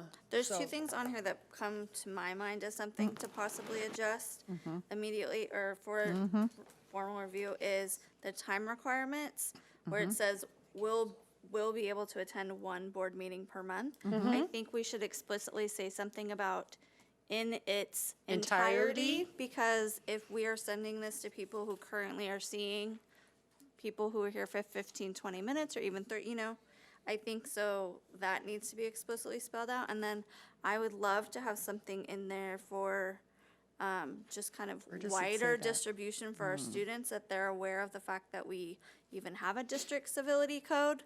So We for have a the district removal of civility office, to code. have something in there that says must follow the district civility code. Where are you on the second one? I was trying to find it. Removal of office. Removal of. When you inform people of something just by putting it in some, I think it would be helpful. Will the duties meet the obligations and requirements or commits any action? I'm sorry, Basically wording to It's really vaguely. add the civility code Add reference in. somehow. Okay. And Time the civility code is the civility district civility code. And Russell, I just forwarded you some of the documents that we come up with. Okay. If we say that if we use the words attending the board meeting in its entirety, we don't give them the asterisk of the lovely situation of being here till 11. So somehow we have to put The majority. through this section, through such and such section, or the We can majority. say, Unless Why don't we just put that in Just- the application and not in the policy? yeah, that's a And good that way, idea. like, they know, but they're But not. they have to have an, oh, yes, good idea. No, got it's it. not set in stone forever. Okay, A so lot of things can go in the administrative regulation. who's going to in the do, application. who's going to do the flyer? You need a Annette? flyer. No, we have a marketing person that works on our board. Oh, no, I could do the flyer for you. Oh, that'd be great. Do lots of flyers. Good. Terrific. I'll do it She's for a you. lot less expensive Yeah, than and this. she'll bill us. We'll call you Marcom, and then I might we be more expensive, but we just I'll have give to- you a gimme this time. You'll have to run it by the district to make sure it falls into all For of the sure. specific guidelines. We call that Marcom. The Yes, minute you have the bug, the minute you use the logo, it's now Marcom. Yeah, and the appropriate font size. The appropriate font size, yeah, that has to be run through. The ADA stuff. Awesome. Okay, that's Okay. all I wanted to do is get All this, right. Thank you all. Do I have a motion to adjourn? Is there- Second. All in favor? Do we have to do a roll call? Thanks, Dr. D, for coming. Thank you so much. Oh.